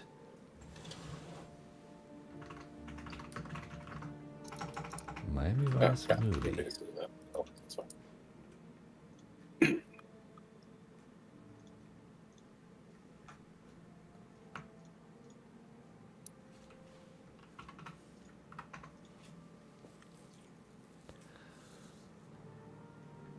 Got it. 2006? What? Am I really off?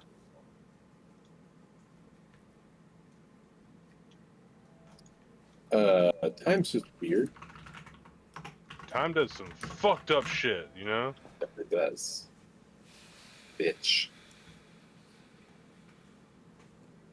That's Michael Mann directed The Last of the Mohicans? What? I don't believe that. that's a movie I haven't seen in a long ass time.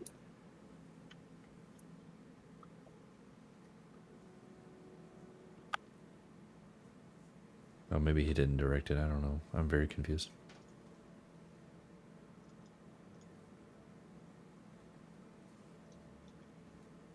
Alright, I got some dudes. I I got, got some some things. dudes, I got some chicks, I got some holes. I got some dudes. You wanna, boys hole, that whole thing. I Boy got you. hole, girl hole. It's all Yeah, I holes. got You it's wanna all holes to fill me. the hole, you gotta fill the boys hole. A rape joke, an actual funny rape joke. One of the elusive successful rape jokes. Not always sunny one. Yeah. Yeah. I am here right now. Here. The infamous Gladys line of, "What's happening?" What's happening? Gotta be the door, yeah. Gosh, what an achievement that show was. Apparently, the new season, Gray was saying, is really funny too. And you want to watch it. they've been going real hard, or they've been going for a long time. Mm-hmm. And they were pioneers of the craft. Bill Waltman was a pioneer of basketball. He learned to Absolutely. pass the ball behind the back. And above the back. Above. He did things. And always Many sunny, great things. they were, when I say pioneered, like they did away with the laugh track, like the staple of sitcom Makes comedy. The show's so much funnier. Can you imagine if it had a laugh track? God damn. Very, very smart. You know, I was reading on Reddit the other day, there's a post talking about They're just fucking with us right instances now. of like examples of when producers stepping in actually was a good thing, and somebody pointed out that Danny DeVito coming to Always Sunny was apparently the producers wanted him, and what's his name, Mac, Yeah. didn't like at first, and they were like, no, we want him on the show, and like that's like the whole show really started in season 2 when Frank became part of the gang. Yeah, he had like a rough landing. Mhm. His character was, I agreed with the producers. I did not like him at first, and whatever they were trying to do with his sort of like I'm rich and kind of obnoxious father. But Yeah. then when they made him just a like a dumpster Like an fire, insane, yeah, it's like literally. I think It's yeah, I like think one of the best episodes in this show is where Frank goes off the deep end, and he like goes and hits on his like brother's widow at his funeral. It's like gargling beer on the side of the road. Like I'm going right off the deep end. that was the moment. That was the moment. I think that was like right when I really got into the show too. I was like, this is the funniest shit I've ever seen. For a short time. Yeah, let's do that.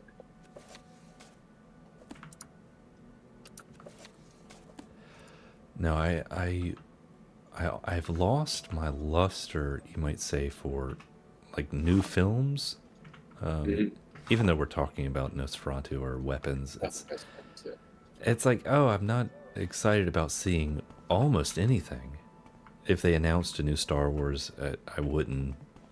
I would have no interest in that. Yeah, that's fair. Don't get me wrong, I wasn't excited about Nosferatu. Yeah, It I don't. I was kind of excited. I mean, I don't like, think you were. No, no. like, I sounds cool. realized that it was streaming when I saw a clip of it on YouTube. And I was like, oh, that's weird. I saw the weird, not the epilepsy scene, but the scene leading up to the epilepsy scene. Uh-huh. So I saw the amazing performance, or part of the amazing performance from Lily Rose Depp. Uh-huh. Amazing. And Amazing. was just kind of like taken away by it. And then I guess at that point I got excited just about the performance, not the movie. You can garrison your troops in that if you want. Give me that. Where? Give me that. Right, Where are you? Right here. Garrison where? Here? Look over to your right where your troops are fighting people. Over more. Oh, And so maybe you need to kind of go back and delve through the deluge, the old scrap pile, to find the good stuff. Like maybe you could find a samurai cop that no one else has ever seen. There are a lot of movies out there. Yes, if you haven't seen Samurai Cop, I mean, That is go. maybe go we do should yourself just a solid. go watch Killing American Style again. or Never say no. have you seen Samurai Cop? I have not. All right, It's been so long. I think it might be worth just watching. it that might be again. worth it. Yeah. I remember watching it with Charlie when I lived at 240 and like dying laughing. Well, Charlie walked in like 3/4 into the movie, and we're like, "Thank God, someone else is here to witness." This Because amazingness. That's And- how I felt about your brother being there when we watched Holy Mountain. Yeah, that's also fair. I was like, That thank was God, like we're not like all watching this on our own right now. I needed somebody else to help ground me to reality for that movie. Yeah. You need a trifecta. Yeah, because 2, I was starting to slip off into, like, I don't even know, And like after taking we a half ounce of mushrooms or something. we watched Samurai Cop, and then we went downstairs, and your mother was like, "What were y'all laughing at?" And we spent like 20 Couldn't minutes possibly trying to explain. tell her. Yeah, and she was The like, dumbest movie I've ever seen that was so amazing. "What are y'all talking about?" But y'all are high. Go back upstairs. No. No, not right now. Well, maybe a little, but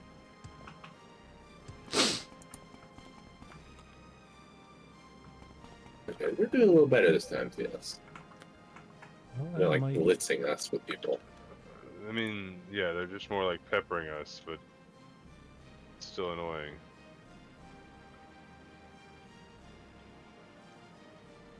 Yeah, I might cut it. It's about 1:20 here. I didn't know I was going to be going Ooh, Oh, that fun. Yeah, it's long. pretty late here as well.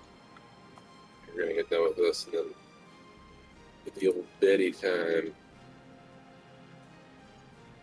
Betty, how's things? How's life over there? How the kids? It's a constant. It's a constant, fight for not. Everything's a struggle, but life is good. That's good. Um, Life is the way of it. my children are very happy and healthy, and we're not dying, but no, we're doing very, very good. Yay! That makes me happy. Glad to hear that.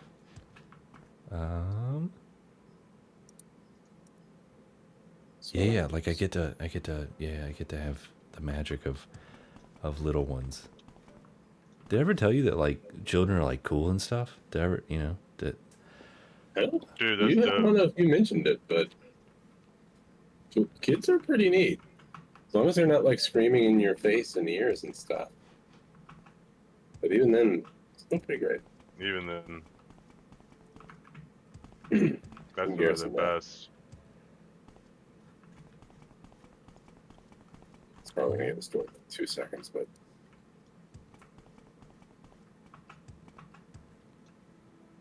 oh my! I need to build some troops. all right, I'm running on empty. My brain hole is caloried out. High calorie diet. High Hi, keto diet. keto. High carb diet. What is it? Atkins diet? No, fuck you.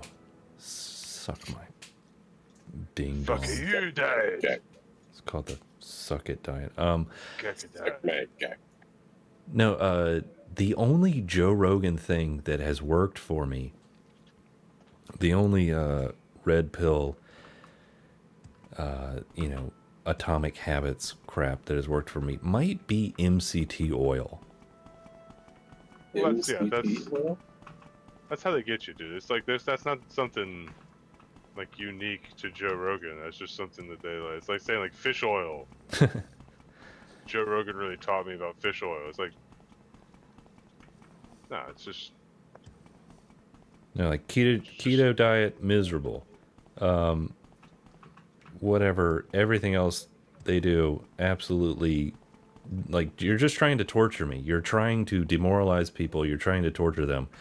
But for my old stomach problem, my old intestines problem, MCT oil might be quite helpful, which is very, very strange. That's awesome, though. Yeah. Anything that helps. Yeah.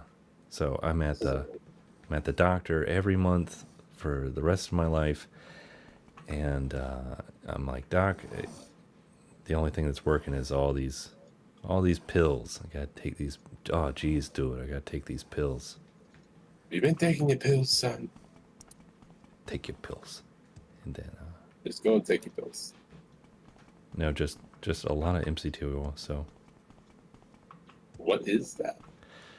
It's like it's a kind of refined coconut oil.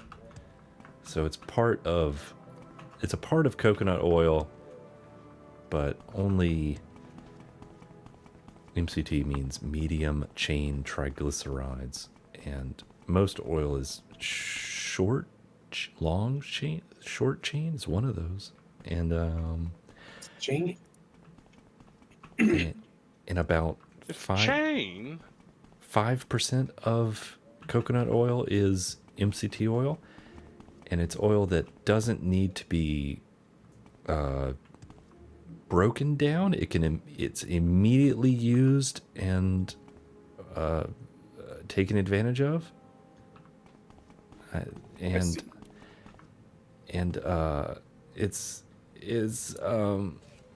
it's good because it's medium, and the short one and the long one's bad. Because Joe Rogan said so.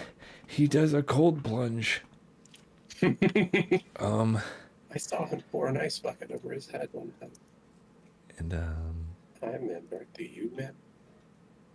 so it has apparent health benefits. That's kind of like taking fish oil, like eating fish is like good for you or something like that. And for my stomach thing, it's Jesus Christ. apparently doing the magic.